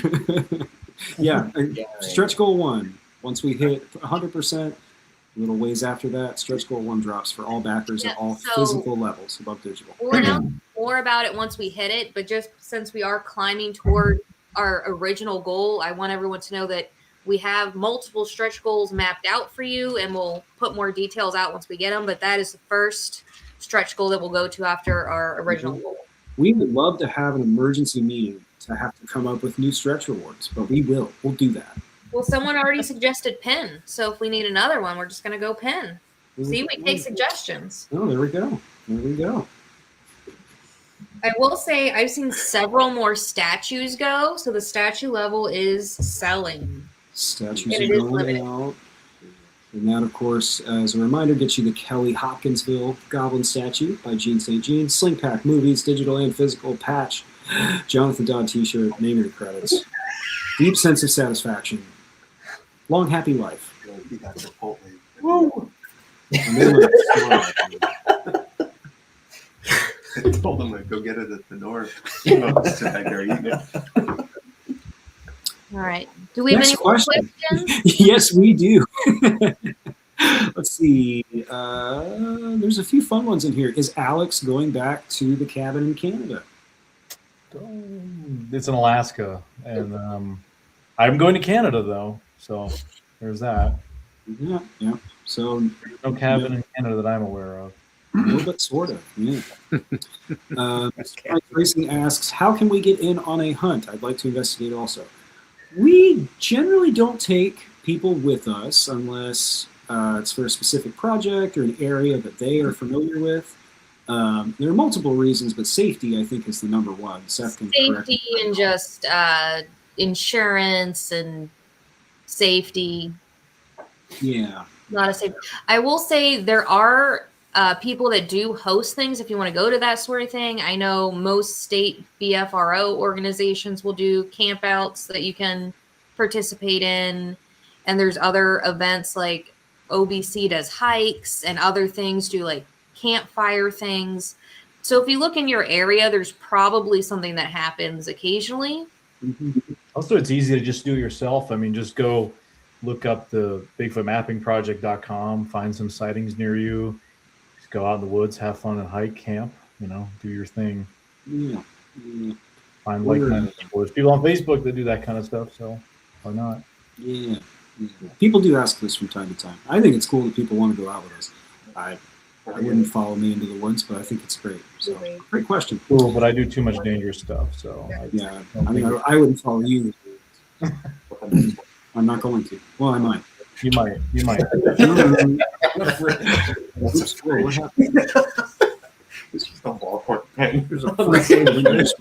Okay, it looks like, folks, we've got time for 3 more questions. We are coming up on the 2.5-hour mark, and that's a long time to have you sitting here. So what I'm going to do is randomly scroll up and down through the list, close my eyes, point to one, open them, and pick it. Lizanne2289 asks, are you talking about Hoopa project locations? I don't know what that is personally. I don't know. I don't find that very credible, but anyway. I'm with Alex actually, so not right now. But maybe Mark is a big Hoopa project fan, so maybe we'll send Mark out into the field to do a doc about it. Cool. I know Hoopa is near Bluff Creek and Willow Creek, and I've been through Hoopa, and there's plenty of stories from the Hoopa people or the reservation there for a lot of stuff over the years. My only tattoo is a Hoopa project symbol.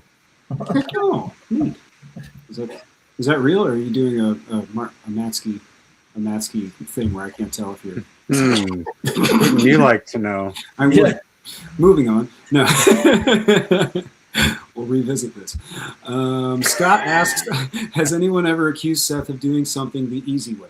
No. Next question. Haunted Vermont. When's the next project from Courtney and Heather? Well, we're about to go. Have we announced it? Well, I mean, we haven't even announced the next batch of Investigation Bigfoot. Oh, okay. Well, first off, we filmed it a while ago, about to hit your screens in the next couple weeks. Investigation Bigfoot mini season 2 with a new special guest. Aaron couldn't make it with us. And we're also about to go film another season 2 of, can we announce it? I don't care. Mountain State Monsters season 2 coming soon once we film it. Yeah. Those are both Heather and Courtney things. So soon. Yep. And then final question of the night. I really like Scott's question, but that would be fair to the audience to not let anyone answer. Any new art from Zach coming out? Yeah, Zach. Yo. No. I mean, we talked about holiday shirts, new holiday shirts every year. So probably something like that for next year. Actually, just email if you have any ideas or anything that you would like to wear from Smalltown Monsters. We can try to put something together. You can email. I don't have an STM email, but you can email Heather or Courtney or me or Heather, and we'll get it to them. But yeah, any ideas you guys have, we can pass along. And we do have like the STM Investigates and STM Original logos that I haven't done on shirts yet. So those things are kind of in the works, but I didn't want to. We got into the holidays, and I wasn't able to get to them. Yeah, don't email me about it. I'll probably lose them along the way. Short answer is always. Always. I don't know why I do that short answer thing. I'm sorry. That's getting annoying. Well, as we reach the end of the night, folks, we are at 73.33% funded for the evening, which I don't remember where we were by this point last year, but I'm pretty sure it was less than that. So thank you. Huge thank you to everybody. Yay. Thank you, everybody. Thanks, guys. If you've already made your pledge, you can adjust it later. If you decide you want to snag a hot difference here, you can always tell a friend. And whatever, just like thank you. Share the links. That's the best way if you've already backed and you want to continue to help us out. Share. Comment on stuff, like it. That always helps boost it in the algorithm so that more people see it. Yep. Mm-hmm. Well, thank you everyone for tuning in, playing trivia with us, asking your questions, hanging out. I could say thank you a million more times, but I'm going to let you get back to your evening. Thank you to my compatriots, the rest of the crew, for hanging out this evening. Woo. I've had a great time. Thanks, guys. Bye, guys. See you next time, folks. Adios.